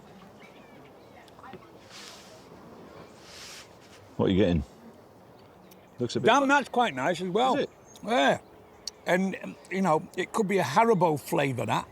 It's very nice. Tastes like a chew. Okay, I'm going to try this one. Okay, I'll try this Try that one. Oh. I thought it was great. I mean, I've really enjoyed it. I'm not just saying it. You know, I've enjoyed nattering with Bill. You know, he's a top geezer. He's a great guy. I like him. He's very, you know, he's very funny. That one. That's well, you know what? I can't be doing any of the posh tackle anymore with all that. I'm just going to neck it. All right, that mate. Yeah, all right. Cheers. Cheers, Bill. Oh, you joining in? Yeah. Pink one. Oh, yeah. Oh, you know what? That pink one, actually, it's like a bit of a fish. Tastes a bit fishy. You know, like I've had a slice of sea lion or something. Should we have 2 more pounds of that? Go on, then, if you put my arm up my back. My aim was to hopefully show him a little bit of what I get out of these kinds of walks.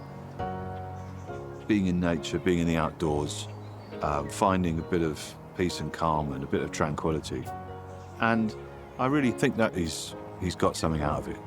Oh, I don't have a choice.